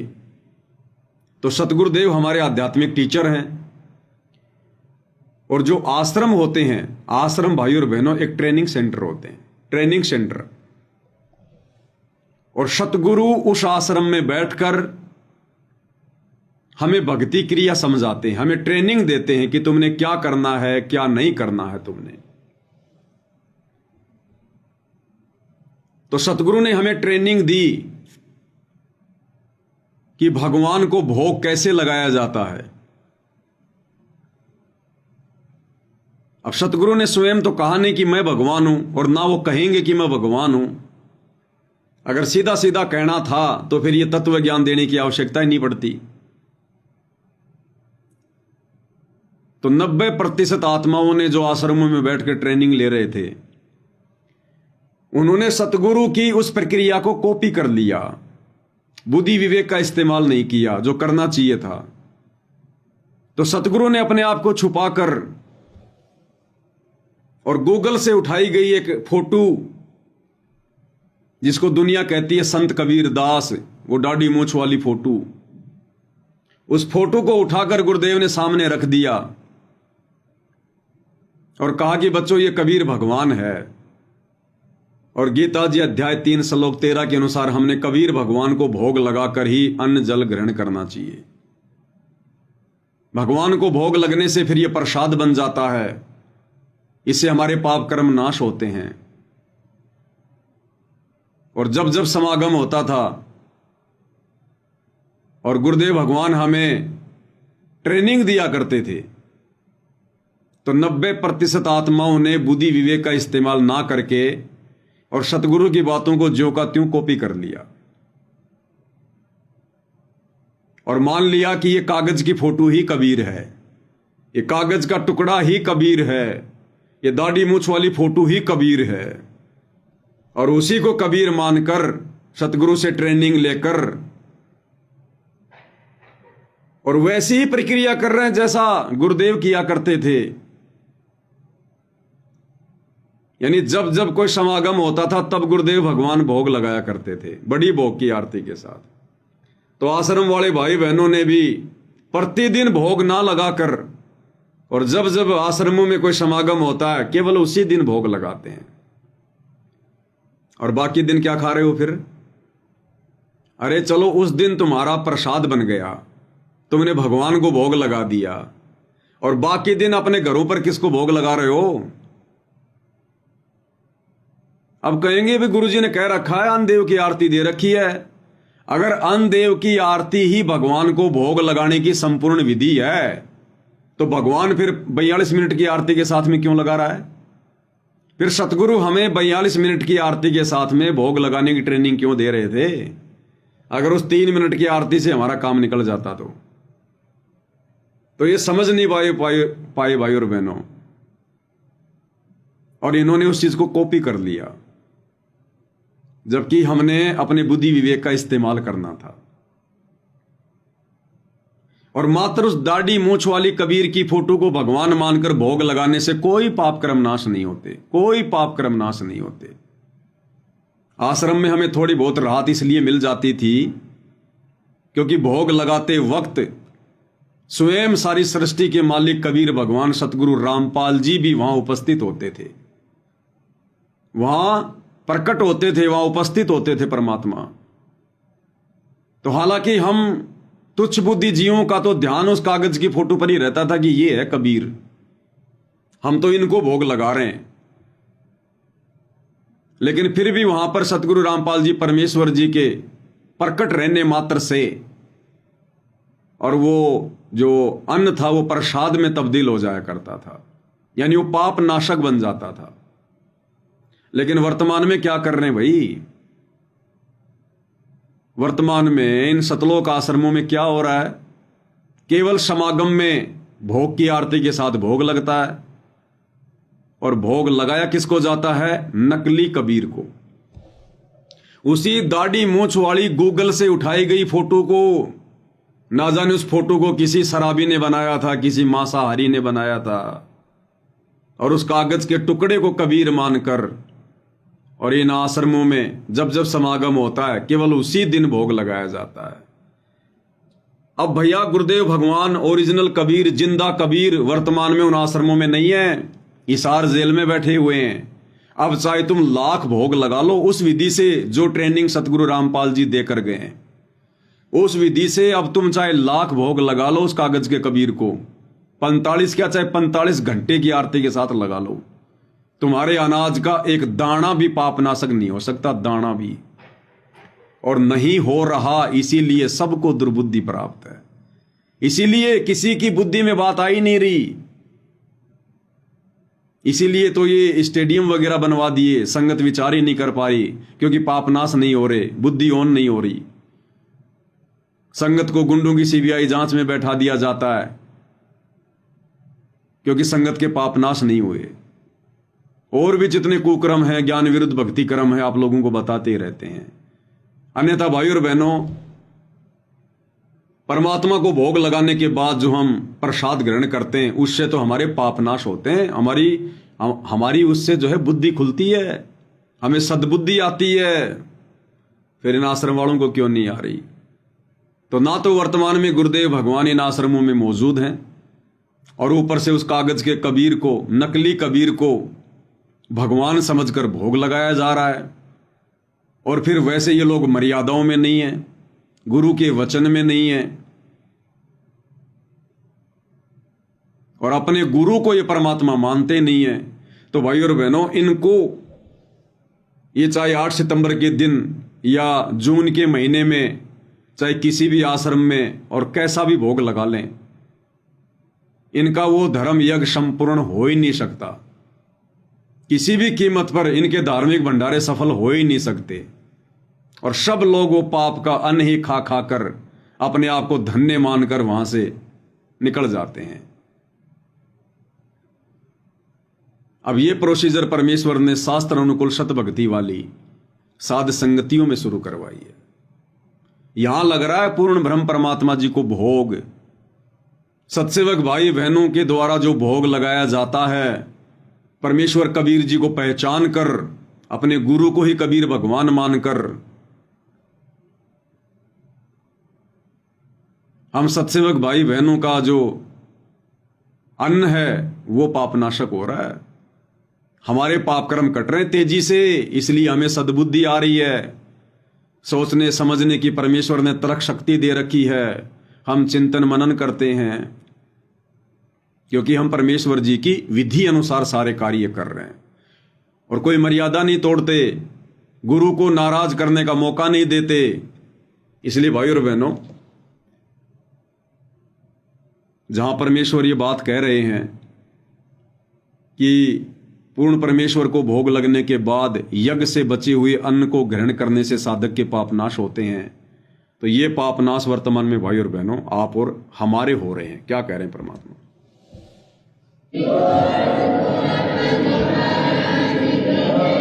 ये क्या बता रहे हैं? यज्ञ से बचे हुए अन्न को खाने वाले श्रेष्ठ पुरुष संत यानी अच्छी आत्मा तो सब पापों से मुक्त हो जाते हैं। हम सबसे पहले परमात्मा का भोग निकालते हैं, भोजन का भी, हलवे का प्रसाद बनकर आता वो भी, उसको भगवान के भोग लगाकर फिर शेष अन्न को वितरित किया जाता है। तो जिसके और भाई और बहनों, इस विषय में पूज्य गुरुदेव भगवान जिस समय सतलोक आश्रम बरवाड़ा में थे, परमेश्वर सत्संग किया करते थे, तो परमेश्वर बहुत समझाया करते थे, लेकिन भाई संत हमेशा संकेतों की भाषा में समझाते हैं, और संकेतों की भाषा समझना सभी शिष्यों की बस की बात नहीं होती है। उस समय तक हम भी नहीं समझ पा रहे थे। 2014 बरवाला कांड के बाद में भगवान ने हमारी बुद्धि ओन की और हमें सामने खड़े भगवान दिखाई देने लगे, परमात्मा दिखाई देने लगे। और क्या कहा करते थे परमात्मा सत्संगों में? गुरुदेव कहते थे कि बच्चों, वो परमात्मा अब मिला है आपको सतलोक आश्रम बरवाला में, वो परमात्मा अब मिला है आपको सतलोक आश्रम बरवाला में। कौन? कबीर परमात्मा। भाई कबीर परमात्मा तो नकली कबीर पंथियों के आश्रम में भी है। अरे वो कागज की फोटो दाढ़ी मूंछ वाली गूगल से उठाई हुई, जिस समय सतगुरु रामपाल जी ने अपना यह पंथ शुरू नहीं किया था, उस समय से सैकड़ों वर्ष पहले जितने भी नकली कबीर पंथ हैं, उन सभी कबीर पंथियों के पास में वो कबीर जी की फोटो है। भाई बरवाड़ा आश्रम में कौन सा कबीर जी दाढ़ी मूंछ वाला बैठा था जो गुरुदेव ये कह रहे कि बच्चों अब मिला है आपको वो परमात्मा सतलोक आश्रम बरवाड़ा में? तो इसका मतलब वो दाढ़ी मूंछ वाली फोटो कबीर नहीं है, अन्यथा वो फोटो तो करोड़ों लोगों के घरों में है, सैकड़ों कबीर पंथियों के आश्रम में दीवारों से लटक रही है। लेकिन गुरुदेव कहते हैं अब मिला है आपको वो परमात्मा सतलोक आश्रम बरवाड़ा में। तो सतलोक आश्रम बरवाड़ा में कौन है फिर वो परमात्मा? अब ये नहीं कहेंगे कि बच्चों मैं हूं वो परमात्मा। तो संत संकेत ही किया करते हैं भाई और बहनों। क्या कह रहे हैं गुरुदेव? अब हम क्या करते हैं, जो दुखी आते हैं वो तो किसी के कहने सुनने से दुख आता है, जो ये सोचकर आता है कि चल देख लेते हैं वहां भी, उसको यहाँ राहत नहीं मिलेगी।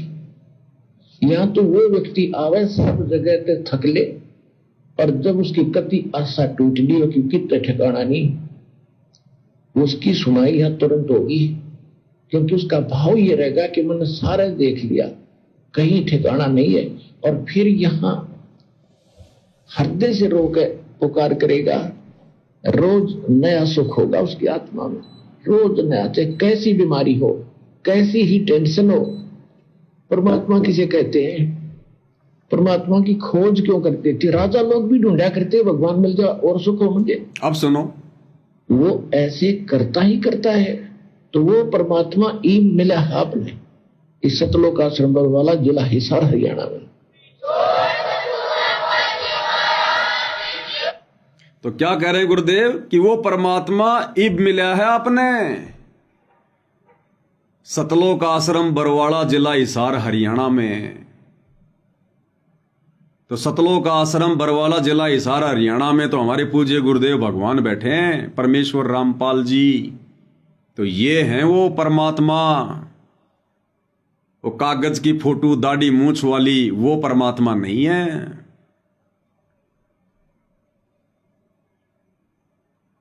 और गुरुदेव ने एक सत्संग में इसी बात को क्लियर किया है कि बच्चों, हकीकत में जीना सीखो, यथार्थ में जीना सीखो, आंख खोल कर समझना सीखो। और परमेश्वर ने आम का उदाहरण देकर, आम का उदाहरण देकर गुरुदेव भगवान ने इस छोटे से सत्संग में यह क्लियर कर दिया कि परमात्मा कौन है। क्या कह रहे हैं गुरुदेव भगवान, ध्यान से सुनिएगा। जैसे बच्चा स्कूल में पढ़ता है, उसको दिखाते हैं आ का आम, आ का आम, अक्षर की जानकारी और साथ में आम का चित्र। अब बच्चा उसने बार बार देखा और फिर आम खाना चाहे, क्योंकि आम के गुण का ज्ञान बहुत मीठा होता है, फलों का राजा होता है, शरबत से भी मीठा होता है। तो खाने की इच्छा हो चाहे तो कैदा खोल के बैठ जाए, आम खाऊंगा। क्या कह रहे हैं परमात्मा? जैसे बच्चे को स्कूल में जानकारी दी जाती है, छोटे बच्चे को, कि आ से आम, आ से आम, आ अक्षर की जानकारी और आम की जानकारी, और साथ में फिर उस बच्चे को आम के गुणों से परिचित करवाया जाता है कि आम कितना मीठा होता है, आम फलों का राजा होता है। उस बच्चे को वो गुण बताए जाते हैं। अब वो नादान बच्चा क्या करता है? उस पुस्तक को खोल के, उस कायदे को खोल के जिसमें आम का चित्र है सुंदर, उसको खोल के बैठ जाए और कहे कि आम खाऊंगा। और मेरे जैसे तो कई छोटे छोटे बच्चे जब पढ़ा करते थे तो उस कायदे को खोल के आम की फोटो के बटका भी भर लिया करते थे यूं कि आम खाऊंगा, आम खाऊंगा। तो गुरुदेव भगवान कह रहे हैं कि आम ऐसे नहीं मिलेगा। फोटो वाले आम को खाने से पेट नहीं भरेगा, फोटो वाले भगवान को पूजने से पेट नहीं भरेगा, मुक्ति नहीं होगी, मोक्ष नहीं होगा। एक बार फिर से पूरा शुरू से सुनिए, फिर आगे समझाएंगे गुरुदेव। जैसे बच्चा स्कूल में पढ़ता है, उसको दिखाते हैं आ का आम, आ का आम, अक्षर की जानकारी और साथ में आम का चित्र। जैसे हमें पूज्य गुरुदेव भगवान ने सतलोक आश्रम बरवाड़ा रूपी स्कूल में शास्त्रों को खोल खोल के, वेदों को खोल खोल के हमें बताया कि कबीर भगवान है, कबीर भगवान है। और एक दाढ़ी मूंछ वाली फोटो सामने रख दी कि ये है कबीर भगवान, ऐसा है कबीर भगवान। और यदि अब हम उस नादान बच्चे की तरह उसी कबीर की फोटो को ही भगवान मानकर पूजने लग जाएं, तो बताओ भाई और बहनों, फिर उस बच्चे में और हम भक्तों में फिर क्या अंतर हो गया? अरे गुरु ने तो वो फोटो दिखाकर, वेदों में कबीर का नाम दिखाकर हमें कबीर परमात्मा की जानकारी दी है। वो वेदों में लिखा हुआ वो कबीर है, वो अक्षर कबीर नहीं है। उस फोटो के अंदर जो दाढ़ी मूंछ वाली तस्वीर है वो कबीर नहीं है। उस कायदे में जो आम का चित्र है वो असल में आम नहीं है, वो तो आम का प्रतिबिंब है, उसकी एक परछाई है। हमें समझाने के लिए आम के गुणों से परिचित करवाने के लिए। और नादान बच्चा उस पुस्तक को खोल के उसके बटके भरने लग जाए कि आम खाऊंगा आम खाऊंगा, तो भैया बोलते रहो पूरी जिंदगी, उस फोटो में से वो आम निकल के बाहर नहीं आने वाला।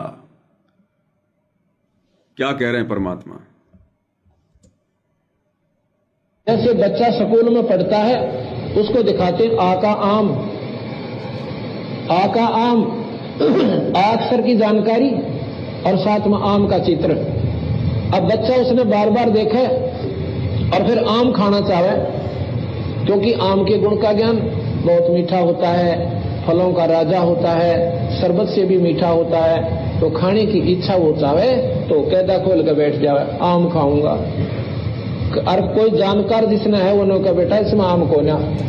अब कोई जानकार है वो कहे बेटा इसमें आम को न्या, इस फोटो में आम को न्या, ये पुस्तक वाली फोटो में आम नहीं है। और फिर भी कहे नहीं नहीं, हमारे गुरुजी ने पढ़ाया है आ से आम, ये वाला आम है। इसी प्रकार हम अपने भगत भाई बहनों को जानकारी दे रहे हैं कि ये फोटो वाला कबीर आम नहीं है, ये भगवान नहीं है। और संगत वाले क्या कहते हैं, नहीं नहीं नहीं, गुरुजी ने बताया है ना, ये दाढ़ी मूछ वाला ही कबीर है, ये दाढ़ी मूछ वाला ही भगवान है। तो भाई और बहनों, उनकी बुद्धि तो उस नादान बच्चे की तरह है जो गुरुदेव भगवान कहते हैं कि अब वो बच्चा, जिस बच्चे को गुरु ने आम के गुण बताए, आम की फोटो दिखाई, और जो बच्चा उस कायदे को खोल के बैठ गया कि आम खाऊंगा, और कोई उसको समझाता कि बेटा ये आम नहीं है, आम प्राप्ति की विधि कुछ और है, ये तो समझाने के लिए तेरे को बताया गया। और वो कहे नहीं नहीं, हमारे गुरुजी ने यही बताया है। अच्छा वो चाहे तो कैदा खोल कर बैठ जाता है, शरबत से भी मीठा होता है, तो खाने की इच्छा वो चाहे तो कैदा खोल कर बैठ जाए, आम खाऊंगा। और कोई जानकार जिसने है वो कहा बेटा इसमें आम को ना, ये आम नहीं है इसमें, अग्नि ये आम है। मेरे गुरु जी बताया करते हो आका आम, ये तो मूर्ति दिखाई तेरे को, भले पुरुष, ये किसने बता दिया? हमारे गुरुजी बताया करते आका आम ना, यो ही है। हमारे गुरुजी बताया करते आका आम, तो वो कह रहा कि नादान ये तो मूर्ति है तेरे को समझाने के लिए। तो अब हम कह रहे हैं सत्सेवक सतलोक आश्रम वाले भाई बहनों को, जो कह रहे हैं कि ये दाढ़ी मूछ वाला ही कबीर है, दाढ़ी मूछ वाला ही भगवान है, हम कह रहे हैं कि नादान ये तो गुरुजी ने मूर्ति दिखाई, अरे ये तो गुरुजी ने खाली फोटो दिखाई है, ये भगवान नहीं है। नो नो नो, गुरुजी बताया करते। फिर से सुनो भाई और बहनों, क्योंकि आम के गुण का ज्ञान बहुत मीठा होता है, फलों का राजा होता है, शरबत से भी मीठा होता है, तो खाने की इच्छा वो चाहे तो कैदा खोल कर बैठ जाए, आम खाऊंगा। और कोई जानकार जिसने है वो कहा बेटा इसमें आम को ना, ये आम नहीं है इसमें, अग्नि ये आम है। मेरे गुरु जी बताया करते हो आका आम, ये तो मूर्ति दिखाई तेरे को, भले पुरुष, ये किसने बता दिया? आम तो मंडी में मिला है और जेब में 20 रुपये हो और जब मिला इस कैदे में आम नहीं है।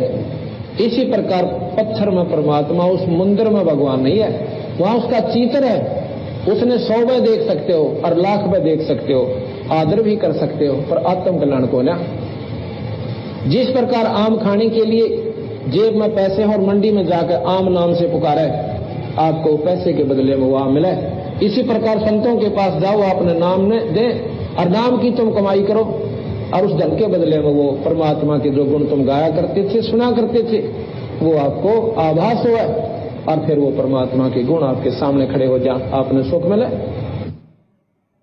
तो भाई और बहनों, इस प्रकार से समझाने में गुरुदेव भगवान ने उदाहरण दे देकर कोई कमी नहीं छोड़ी, लेकिन संगत ने भी ना समझी करने में कोई कसर नहीं छोड़ी।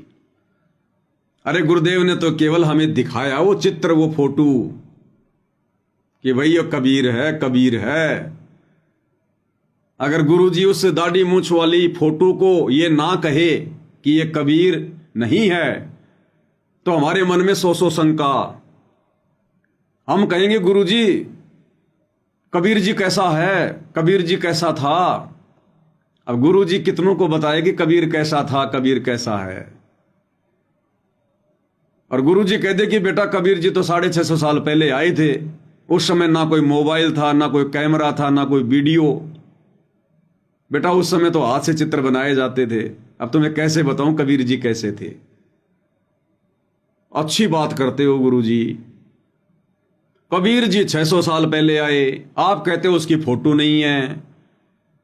और देखो ये रामचंद्र जी लाखों साल पहले आए थे, देखो कितनी फोटो है उनकी।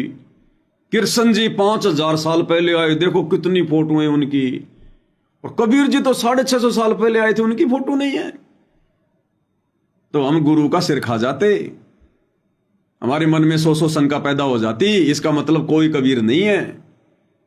इसलिए गुरु ने हम ना समझ जीवों के सामने वो चित्र रख दिया कि बार बार मेरा सिर ना खाएं, और हमने अपनी बुद्धि विवेक का इस्तेमाल किया नहीं, सत्संगों के सार को समझा नहीं, गुरु के संकेतों को पहचाना नहीं, और नादान बालक की तरह हम वो कायदा खोल के बैठ गए, उस फोटो को पकड़ के बैठ गए दाढ़ी मूछ वाली को, कि नाना हमारे गुरु जी बताया करते यो ही आम है। अब गुरु जी कहते हैं आम तो भाई मंडी में मिलेगा, जेब में डाल 20 रुपए, पहले कर मजदूरी, भक्ति कर, साधना कर, फिर तुझे परमात्मा का ज्ञान होगा, फिर तुझे परमात्मा मिलेगा। तो भाई और बहनों, वो परमात्मा आप और हम सत्सेवक भाई बहनों को मिला है। आश्रम वाले भाई बहनों को मिलकर भी नहीं मिला, और आप और हमें वो परमात्मा मिला है। तो ये भाई और बहनों बड़ा सौभाग्य है, ये हर आत्माओं को प्राप्त नहीं होता है। और आत्माएं आन उपासना करने में बिल्कुल भी पीछे नहीं हट रही हैं। यानी जब तक हम अपने गुरु को परमात्मा के रूप में ना पहचान कर, चाहे हम कुछ भी कर रहे हैं, उन्हीं के मंत्र जाप कर रहे हैं, उन्हीं की आरती कर रहे हैं, फिर भी हम परमात्मा से कोसों दूर बैठे हैं, कोसों दूर।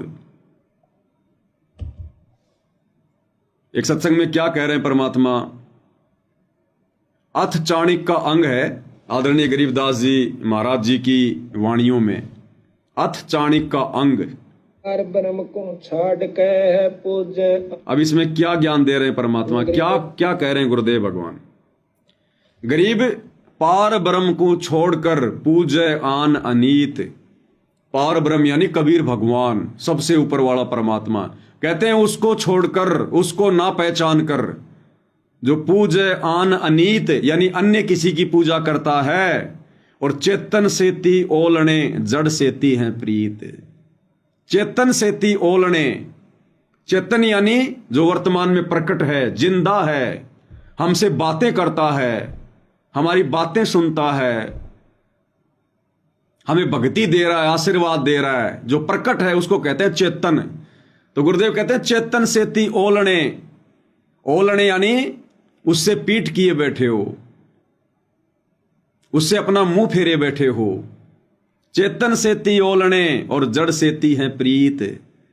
और जड़ के साथ में तुमने प्रेम लगा रखा है। जड़ यानी फोटो, मूर्ति, जैसे दाढ़ी मूछ वाली कबीर जी की समझे जाने वाली वो मुर्दा फोटो, जड़ है वो, जो ना चलती, ना बोलती, ना बातें करती, ना उपदेश देती, ना ज्ञान सुनाती, ना आशीर्वाद देती।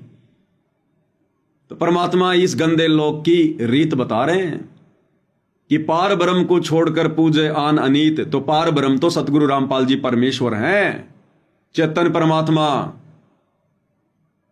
लेकिन ये नादान संगत पूजे आन अनीत।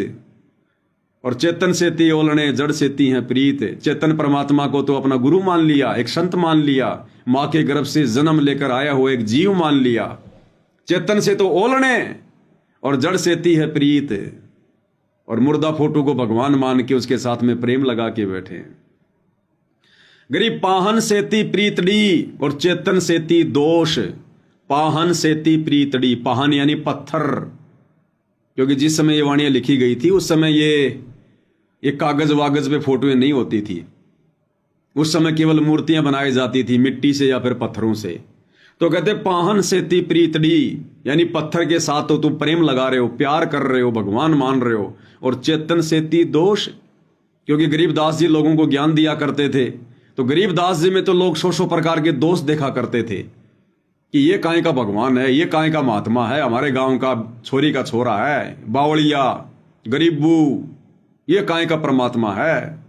तो गरीबदास जी कहते थे कि नादानो, मेरे साथ तो तुम लोग दोष कर रहे हो, मेरे में तो सौ तुम अवगुण देख रहे हो कि ये धोती कुर्ते वाला कहां से भगवान हो गया, कहां से ज्ञानी हो गया। और जा जाके उन पहाड़ों पे मंदिरों में पाहन से प्रीतड़ी, पत्थरों के साथ तुम लगाव कर रहे हो। वो स्थिति वर्तमान में संगत की हो गई है। आज वर्तमान में संगत उस कागज की मुर्दा फोटो, कबीर जी की समझे जाने वाली फोटो को तो भगवान मान के उसको प्रकट दिवस मना रही है, उसको भोग लगा रही है। अभी इन आश्रमों में भी 6, 7, 8 तारीख का ये अवतरण दिवस मनाया जा रहा है। इनको इतनी भी सद्बुद्धि नहीं है कि नालायको, तुम अवतरण दिवस तो मना रहे हो अपने गुरु का और भोग लगा रहे हैं उस दाढ़ी मूंछ वाली नकली कबीर की फोटो को। तो गरीबदास जी की वाणियां इन लोगों पर फिट हो रही हैं कि पाहन सेती प्रीतड़ी और चेतन सेती दोष, कि अपने गुरु को मानुष मानकर तुम उसमें दोष देख रहे हो। यानी गुरु को मानुष मानना, गुरु में दोष देखना, कि गुरु भगवान नहीं है, गुरु परमात्मा नहीं है। और पाहन सेती प्रीतड़ी और कागज के टुकड़े के साथ में तुम प्रेम लगा के बैठे हो। दो जग धारा जाएंगे कदी न पावे मोख, कहते हैं वो तो नरक में जाएंगे, दो जग धारा में बहेंगे, नरक की धारा में बहेंगे, कदे न पावे मोख। वो आत्मा कभी भी मोक्ष प्राप्त नहीं कर सकती जो अपने गुरु को मानुष और एक मुर्दा निर्जीव फोटो को परमात्मा मानती है। गरीब पत्थर परमेश्वर कहे, यो जग अंधा बोर। गरीब पत्थर को परमेश्वर कहे, पत्थर को, फोटो को, मूर्ति को कहते हैं ये परमात्मा कह रहे हैं, परमेश्वर कह रहे हैं। जैसे सतलोक आश्रम वाले भाई बहन जून के महीने में उस पत्थर को, उस कागज के टुकड़े को परमेश्वर मानकर भोग लगा रहे हैं, पूज रहे हैं, कबीर प्रकट दिवस मना रहे हैं। यो जग अंधा बोर, ये सारा संसार अंधा है, बावड़ा है, निपट अंधा है ये। और साहिब पर सेवा नहीं, पहुंचेंगे किस ठोर। और जो असली साहिब है, असली मालिक है, असली कबीर है, परमेश्वर रामपाल जी, कहते हैं उसकी तो इनसे पूजा नहीं होती, उनकी सेवा नहीं होती, उनकी पूजा नहीं करते ये। यानी ये अपने गुरु को, परमेश्वर रामपाल जी को भोग नहीं लगाते, उनकी आरती नहीं उतारते, उनको परमात्मा नहीं मानते। तो साहिब पे सेवा नहीं, वो पहुंचेंगे किस ठोर। कहां जाएंगे वो, कहां उनको स्थान होगा, कोई ठोर ठिकाना नहीं होगा, दोजख में जाएंगे। गरीब पत्थर को परमेश्वर कहे, बड़ा अंदेशा मोही, कि ये नादान दुनिया वाले जिंदा गुरु को परमात्मा ना मानकर, ना पहचान कर, और पत्थर को परमात्मा कह रहे हैं, एक फोटो को भगवान कह रहे हैं। कहते हैं पहुंचेंगे किस ठोर। गरीब पत्थर को परमेश्वर कहे, बड़ा अंदेशा मोही, कि मुझे बड़ा आश्चर्य हो रहा है, मुझे बड़ा अंदेशा है। गरीब पत्थर को परमेश्वर कहे, बड़ा अंदेशा मोही, और पारस से भेटा नहीं कैसे पलटे लो। पारस से परस्यानी, यानी उस पारस से तो संपर्क किया नहीं जो पारस लोहे को भी कंचन बना दे, सोना बना दे, जीव को भी पीव बना दे, जो परमात्मा। कहते हैं उससे तो इनका परिचय नहीं, उस सच्चे सतगुरु से तो इनका मेल ही नहीं है। खाली उपदेश ले लिया, गुरु जी कह रहे हैं, लेकिन परमात्मा क्या कहते हैं कि बिन गुरु मिले मोहे न पाए।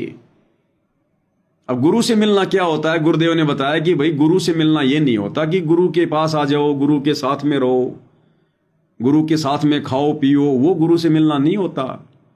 गुरु से एक रस हो जाना, गुरु को परमेश्वर मान लेना, गुरु को सर्वशक्तिमान मान लेना, हृदय से उनको भगवान मान लेना, यह होता है गुरु से मेल। तो गरीबदास जी कह रहे हैं कि पारस से भेटा नहीं कैसे पलटे लो, कि तुम उस पारस रूपी परमात्मा परमेश्वर रामपाल जी से तुम्हारा भेंट नहीं है, तुम्हारा संपर्क नहीं है, तुम मन से नहीं मिले उनसे, उनमें दोष देख रहे हो मानुष मानकर।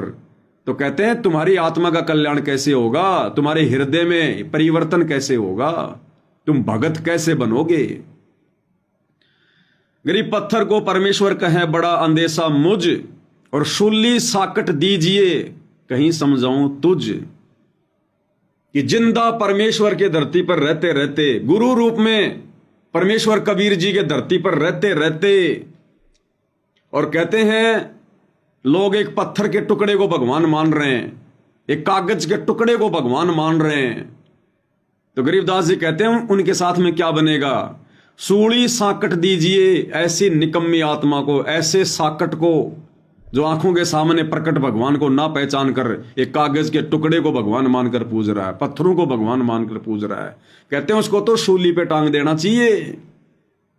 कहीं समझाऊं तुझ, उसको तो सूली तोड़ देनी चाहिए ऐसी निकम्मी आत्मा को जो ऐसा गोल्डन चांस खो रहा है, गवा रहा है समय, अपने गुरु को परमात्मा के रूप में ना मानकर, ना पहचान कर। क्योंकि परमात्मा कबीर जी जब जब धरती पर आते हैं गुरु रूप में आते हैं। तो गरीबदास जी कहते हैं कि पत्थर को परमेश्वर कहें बड़ा अंदेशा मुझ, और शूली साकट दीजिए कह समझाऊं तुझे। अब गुरुदेव भगवान के मुख कमल से सुनते हैं परमात्मा ने क्या कहा है। ग्रीब पार ब्रह्म को छाड़ के पूज आन अनीते, बचितन सेती ओलने और जड़ सेती है प्रीते। गुरु से संतों से तो दूर रहे और धाम पूजा पर राजी रहे। ग्रीब पाहन सेती प्रीतड़ी, चेतन सेती दो से, दो जगदारा जावेंगे वह कदे न पावे मोक्ष। ग्रीब पत्थर परमेश्वर कहे यो जग अंधा बोरे, साहेब पैसेवा नहीं वह पहुंचेंगे किस ठोरे। ग्रीब पत्थर परमेश्वर कहे बड़ा अंदेशा मोही, पारस से बैठा नहीं यो कैसे पलटे लोही। अब भाई और बहनों, अब विचार करो आप और हमारे ऊपर कितनी बड़ी रजा हुई है, कितनी बड़ी मेहर हुई है गुरुदेव भगवान की, जो उन्होंने आज हमें पारस की पहचान करवा दी, स्वयं की पहचान करवा दी। और आज हम उनसे भेंट कर, यानी उनको परमेश्वर मानकर, उनकी सेवा करके, उनकी पूजा करके, उनको खुश करके हम इस मिट्टी को दिन ब दिन सोना बनाते जा रहे हैं, सोना। तो ये रजा भाई और बहनों सभी आत्माओं के ऊपर नहीं होती है। इसीलिए गुरुदेव भगवान ने विशेष संदेश में कहा है, विशेष संदेश नंबर 16 में, कि बच्चों आप कुछ दिनों में संकेत समझने लग जाओगे। अब ये संकेत कौन समझ रहा है भाई और बहनों? विशेष संदेशों को किसने समझा? किन आत्माओं ने निष्कर्ष निकाला? किन आत्माओं ने इन शिक्षाओं को अपने जीवन में लागू किया, अमल किया? और इन विशेष संदेशों से शिक्षा लेकर कौन कौन आत्माएं दृढ़ हो रही है? तो गुरुदेव कह रहे हैं बच्चों कुछ दिनों में आप संकेत समझने लग जाओगे। तो बताओ सत्सेवक भाई बहनों के अलावा किसी ने भी विशेष संदेशों को शिक्षात्मक रूप से लिया क्या? अपने जीवन में लागू किया क्या इन बातों को कि गुरुदेव क्या कहना चाह रहे हैं? ऐसी ऐसी बातें परमात्मा ने इन संदेशों में कही है, बिल्कुल खुल के, कुछ भी नहीं छुपाया। गुरुदेव भगवान ने क्लियर कर दिया कि आपका गुरु कौन है, पहचान लो। अब बालक नहीं हो तुम, फिर भी नहीं पहचान पा रहे। तो गुरुदेव क्या कह रहे हैं? पुण्यात्माओं कुछ दिनों में आप संकेत समझने लग जाओगे। इब्राहिम सुल्तान दम के बंदी बन के चले गए, एक नौकरानी बन के चले गए। क्या पड़ा था उनको?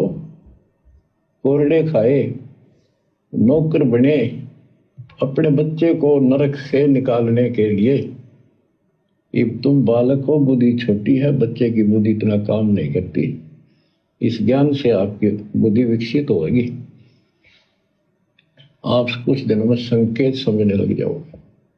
क्या कह रहे हैं गुरुदेव? आप कुछ दिनों में संकेत समझने लग जाओगे। कौन से संकेत? अरे सबसे बड़ा संकेत एक ही है, परमात्मा को पहचानना, परमेश्वर की पहचान करना। इससे बड़ा कोई संकेत नहीं हो रहा। तो गुरुदेव कह रहे हैं बच्चों कुछ दिनों में तुम संकेत समझने लग जाओगे। यानी गुरुदेव कह रहे हैं कि बच्चों मैंने अपना माथा पचाने की जरूरत नहीं पड़ेगी। ये जो तुम्हें तत्व ज्ञान दिया ना सन 1988 से, इस तत्व ज्ञान से धीरे धीरे तुम्हारी हृदय वाली आंखें खुल जाएंगी और तुम पहचानने लग जाओगे कि गुरुदेव क्या कहना चाहते हैं, क्या समझाना चाहते हैं। और अब दास आपको भाई और बहनों 4 विशेष संदेश सुनाएगा, छोटे छोटे। क्योंकि जो समझदार आत्मा थी वो तो समझ गई और समझकर अपने गुरुदेव भगवान को भोग लगाना शुरू कर दिया, उनकी आरती उतारनी शुरू कर दी, क्योंकि पहचान में आ गया कि भगवान कौन है। और जिस परमात्मा के लिए हम सतयुग से भटक रहे थे, जन्म जन्मांतरों से भटक रहे थे, आज वो भगवान हमारे सामने आ गया, हमारे गुरु के रूप में आ गया। फिर कौन पीछे रहेगा, कौन मनहूस होगा फिर, जो कागज के टुकड़ों को पूजेगा अपने गुरु को छोड़कर, दुनिया के बोध दिवस मनाएगा, दुनिया के प्रगट दिवस मनाएगा, अपने गुरु के सतगुरु प्रगट दिवस को छोड़कर। तो परमेश्वर की जो नेक आत्माएं हैं, सतसेवक भाई बहन, उन्होंने पहचाना, और उन आश्रम वालों के लिए परमात्मा ने फिर भी खुल के बताया, लेकिन फिर भी भाई और बहनों वो नहीं समझ पाए। अगर समझ पाते तो भाई और बहनों ये जून के महीने में फिर दाढ़ी मूंछ वाले कबीर को भगवान मानकर प्रगट दिवस नहीं मनाते, फिर ये अपने घरों पर दाढ़ी मूंछ वाले नकली कबीर की फोटो नहीं लगाते, इनकी आंखें खुल जाती, तुरंत साथ संगति से जुड़ जाते कि आश्रमों में तो काल बैठा है, या तो 12वें पंथ की भक्ति है, इन लोगों के संपर्क में रहकर, आश्रम वालों की कुसंगति में रहकर मोक्ष प्राप्त नहीं कर सकते। लेकिन भाई और बहनों आंखें नहीं खुल रही। तो परमेश्वर ने कितनी कोशिश की है, और क्या कह रहे हैं परमात्मा। ये विशेष संदेश है, विशेष संदेश नंबर 69। और गुरुदेव भगवान ने मजबूरन इतना ज्ञान देने के बाद भी, जब परमात्मा ने देखा कि सत्सेवकों के अलावा तुझे कोई नहीं पहचान रहा, तो गुरुदेव भगवान अंत में यह कह रहे हैं कि मैं कौन हूं, ये दास कौन है, तुम बालक हो, इसलिए तुम्हें बार बार पहचान करवाई जा रही है। क्या कह रहे हैं परमात्मा। साधो से तीमस करिए चोरा नाल खुशाल, मल अखाड़ा जीतेंगे ये युग युग के बाल। आप यही आत्मा हो, ऐसे गुजर कर आए हो। आप दास जो कह रहा है, ये समझ लो मैं कौन हूं, ये दास कौन है। आप बालक को इसलिए बार बार पहचान बतानी पड़ती है, फोटो मध्य कोई नहीं रहे जो बता अरबों में कोई गर्क सुनो। गुरुदेव कह रहे हैं आप बालक हो अभी, ये दास कौन है, मैं कौन हूं, तुम्हें बार बार पहचान करवाई जा रही है। कोट्यों मध्य कोई नहीं रे झुमक रहा, अरबों में कोई एक सुनो रे झुमक रहा। अरबों में कहते हैं उन करोड़ों में तो कोई नहीं है, और अरबों में कोई एक है। यानी आज पूरे विश्व की जनसंख्या अरबों में है, 800 अरब, 8 अरब या कितनी है। तो गुरुदेव कह रहे हैं कि अरबों में कोई एक, यानी पूरे विश्व में केवल तुम्हारा गुरु ही है एक, वो जो तुम्हारी आत्मा का कल्याण करवा सकता है, और आत्मा का कल्याण तो परमात्मा ही करवा सकता है। तो गुरुदेव कह रहे हैं तुम्हें पहचान करवाई जा रही है, लेकिन तुम नहीं समझ पा रहे। फिर एक सत्संग में गुरुदेव भगवान क्या कह रहे हैं कि पहले तुम तो समझो, फिर बाकियों को भी पहचान करवाएंगे। अब समझ लो मेरा बेटा बेटियों, इसने बने बढ़ाए ने खोइयो मत ना। बढ़ना बड़ा कठिन है, खोना तो आसान है। और उस धड़ी की कृपा देखो, उस परम पिता की कितने नेक, कितनी प्यारी आत्मा वहां, कहां से अमृत ला रहा आपको। अपने भगवान ने तुम तो पहचान लो, बाकियों को पहचान हम करावांगे, क्योंकि वो भी उसी के बच्चे हैं। क्या कह रहे हैं गुरुदेव कि अपने भगवान को तुम तो पहचान लो, बाकियों को भी फिर पहचान करवाएंगे, क्योंकि वो भी परमात्मा के बच्चे हैं। तो भाई और बहनों, सत्सेवक भाई बहन तो विशेष संदेश आने से पहले समझ गए थे। सत्सेवक भाई बहन तो विशेष संदेश आने से पहले ही गुरु को परमात्मा मानकर भक्ति कर रहे हैं। ये विशेष संदेश आने से पहले ही हमने फोटो फाटुएं फाड़ दी थी। हम कब से गुरुदेव भगवान को परमात्मा मान के भोग लगा रहे हैं।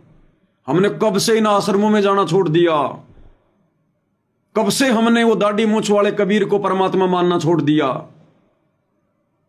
तो हमारे लिए नहीं करे गुरुदेव, सत्सेवकों के लिए, इन आश्रम वालों के लिए कह रहे हैं कि तुम तो पहचान लो। यानी अभी तक तुम पहचान नहीं पाए कि भगवान कौन है।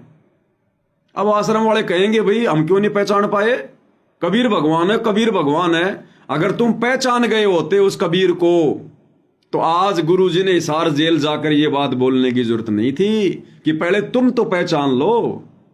तो क्या गुरुजी को भी नहीं पता क्या? लेकिन गुरुजी को पता है कि इन्होंने कबीर तो पहचान लिया, लेकिन दाढ़ी मूंछ वाले के रूप में। इन आश्रम वालों को यह तो पता चल गया कि कबीर भगवान है, लेकिन ये दाढ़ी मूंछ वाले को पहचाने कि ये दाढ़ी मूंछ वाली फोटो है कबीर। इसलिए गुरुजी कह रहे हैं कि पहले तुम तो पहचानो कि रियल कबीर कौन है, वर्तमान में असली कबीर कौन है। इसलिए गुरुदेव कह रहे हैं, अन्यथा आश्रम वाले तो सब जानते हैं कि भैया कबीर कौन है। किसी से पूछो कि भाई कबीर कौन है, सब कहेंगे परमात्मा है, भगवान है। तो फिर गुरुजी क्यों कह रहे हैं कि पहले तुम तो पहचानो। तो गुरुजी देख रहे हैं कि नादानों ने उस दाढ़ी मूंछ वाली फोटो को कबीर मान लिया, ये अपने गुरु को कबीर के रूप में नहीं पहचान रहे। तो कह रहे पहले तुम तो पहचानो, फिर बाकी दुनिया वालों को भी पहचान करवाएंगे, क्योंकि वो भी परमात्मा के ही बच्चे हैं। फिर से सुनो, अब समझ लो मेरा बेटा बेटियों, इसने बने बढ़ाए ने खोइयो मत ना। बढ़ना बड़ा कठिन है, खोना तो आसान है। और उस धड़ी की कृपा देखो, उस परम पिता की कितने नेक, कितनी प्यारी आत्मा वहां, कहां से अमृत पिला रहा आपको। अपने भगवान ने तुम तो पहचान लो, बाकियों को पहचान हम करावांगे, क्योंकि वो भी उसी के बच्चे। अपने भगवान ने तुम तो पहचान लो, बाकियों को पहचान हम करावांगे, क्योंकि वो भी उसी के बच्चे। अपने भगवान ने तुम तो पहचान लो, बाकियों को पहचान हम करावांगे, क्योंकि वो भी उसी के बच्चे। सब सहयोग दो, परमार्थ करो, परमार्थ में हानि कदे नहीं होती।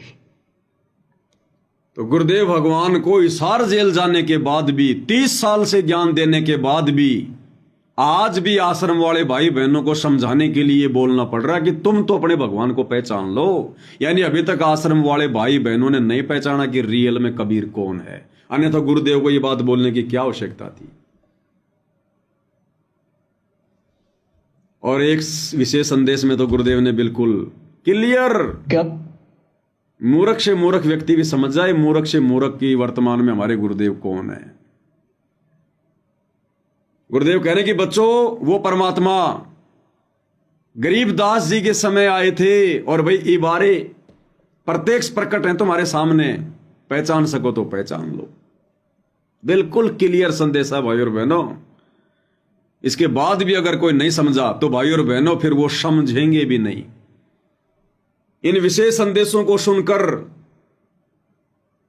और साध संगति के माध्यम से गुरुदेव भगवान ने इन्हीं विशेष संदेशों पर जो वीडियो बनवाए हैं, उनको सुनकर भी ये आश्रम वाले नहीं समझ पा रहे। इसका मतलब ये आगे गुरुदेव के आने के बाद भी उनको परमात्मा नहीं मानेंगे। इसलिए दास कह रहा भाई और बहनों, ये 12वें पंथ की भक्ति है, और ये लोग इस मनुष्य जीवन में अपना आत्म कल्याण नहीं करवा पाएंगे। क्या कह रहे मालिक? क्या बताते हैं? उत्तर दक्षिण पूर्व पश्चिम फिरता दाने दाने लो, और सर्व कला सतगुरु साहिब की। हरि आए हरियाणे। गरीबदास जी के समय आए थे। गरीबदास जी के समय आए थे। बारे भाई प्रगट सामने था, ये बारे पहचाने जात पहचान लियो। गरीबदास जी के समय आए थे। बारे भाई प्रगट सामने था, पहचाने जात पहचान लियो। तो गरीबदास जी के समय कौन आए थे? गरीबदास जी के गुरु जिंदा बाबा। कौन जिंदा बाबा? कबीर जी। और कह रहे भाई ये बारे थारे सामने प्रत्यक्ष प्रकट, पहचान सको तो पहचान लो। अब बताओ, इससे ज्यादा क्लियर मैसेज और क्या देंगे गुरुदेव? अरे हम गधे थोड़ी हैं, फिर इंसान है ना। अब भी नहीं समझेंगे कि गरीबदास जी के समय आए थे और ये बारे भाई प्रत्यक्ष प्रकट तुम्हारे सामने, पहचान सको तो पहचान लो।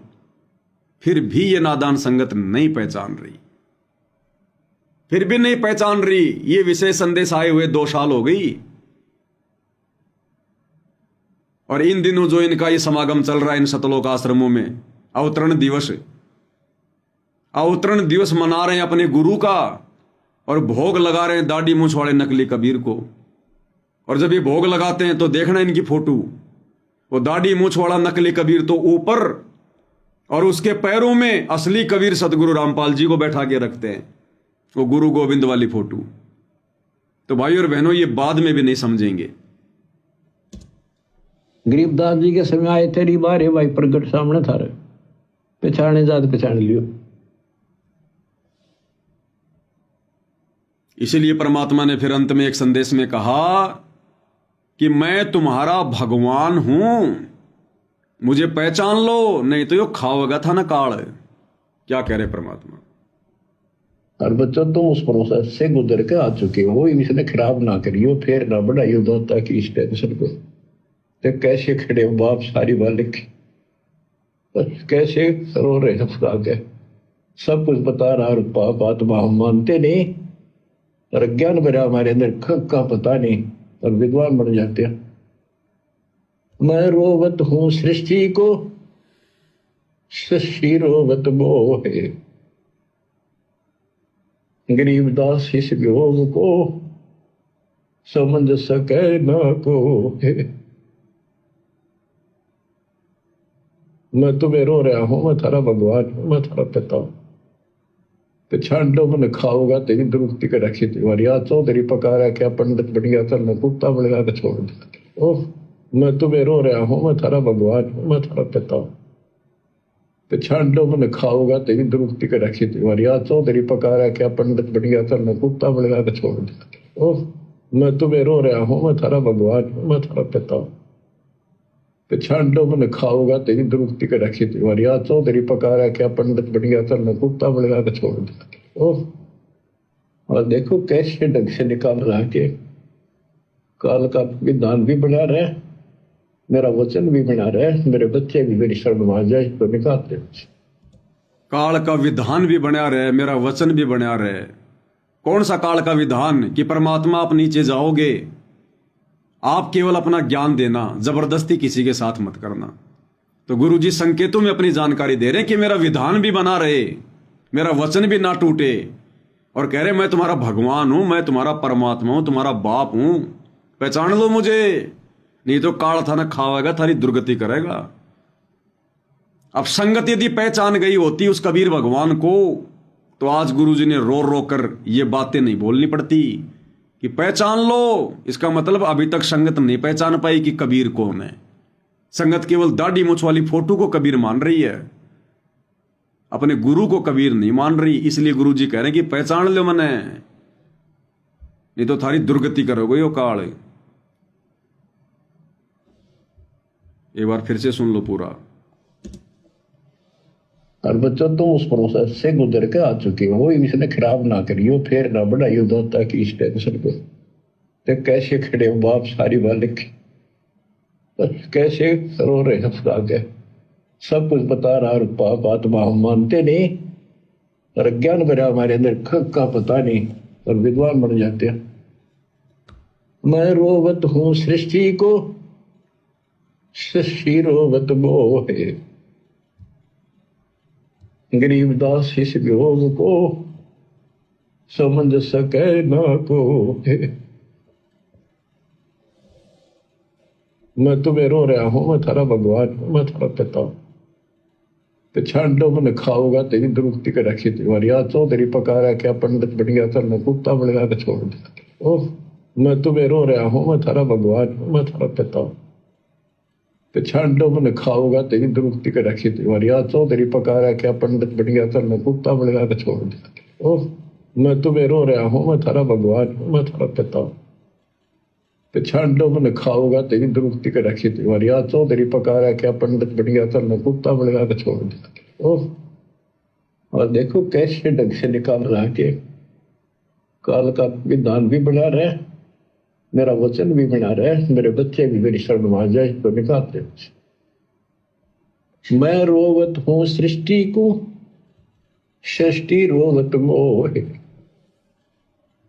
तुम भगवान भगवान करते फिरते हो, मुझे रो रहे हो, सुखदाई भगवान का है, कसाई ने तुम भगवान मान रहे हो, और मैं तुम्हारे लिए रो रहा हूं, मेरे बच्चे थारी प्रगति हो रही, आंख खोलो।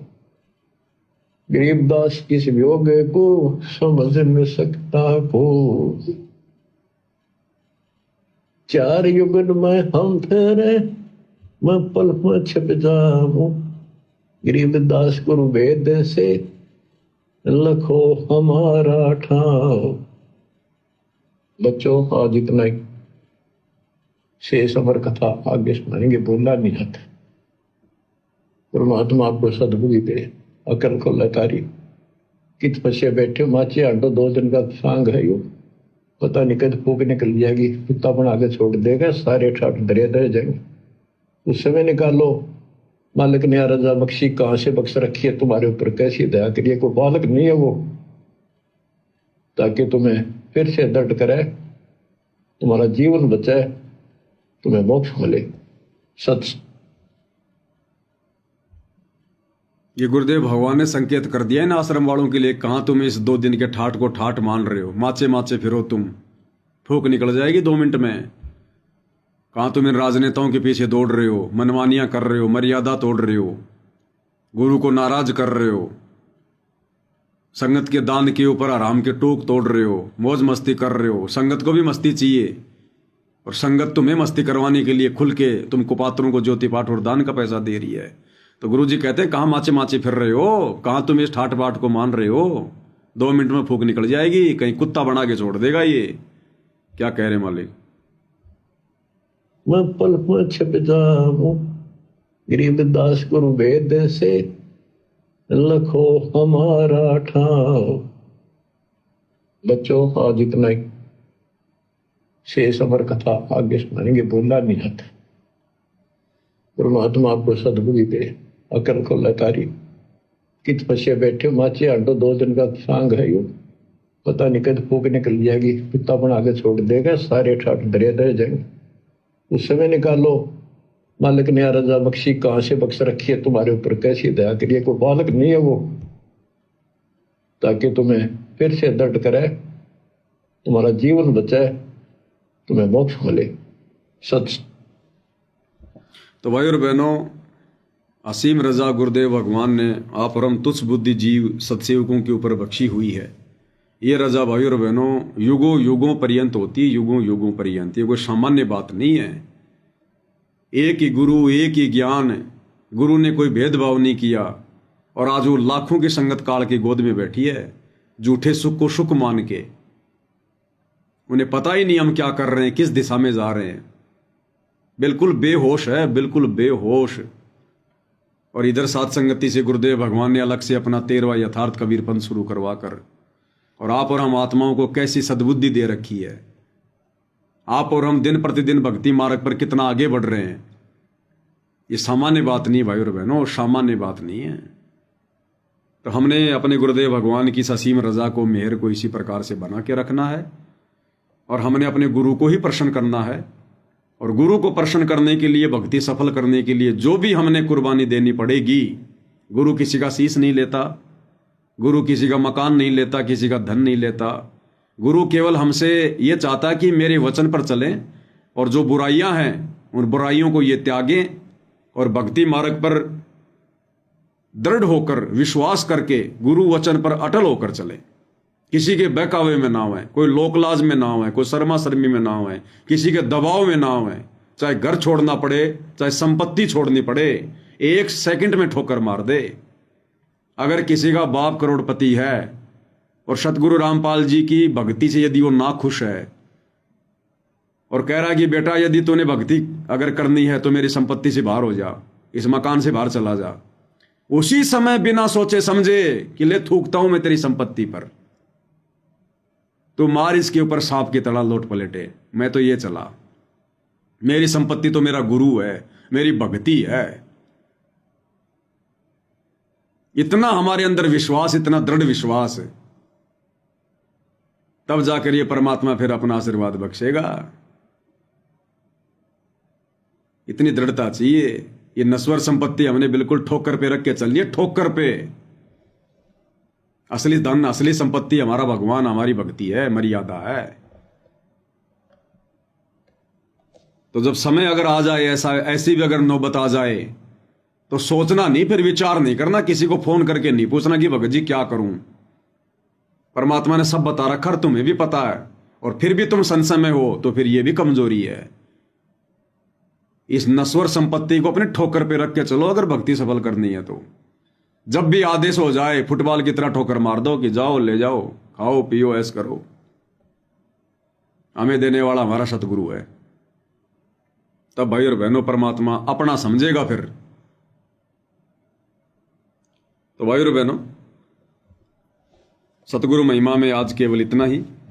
इसी प्रकार से हम पूज्य गुरुदेव भगवान के आशीर्वाद से थोड़ी थोड़ी जानकारी प्राप्त करते हुए प्रतिदिन जैसे भी परमात्मा हमें मौका दें, भक्ति मार्ग पर हम आगे बढ़ते रहें और हमारा ये जो समय है ये इसी प्रकार से व्यतीत हो जाए गुरुदेव भगवान के बाहर आने तक।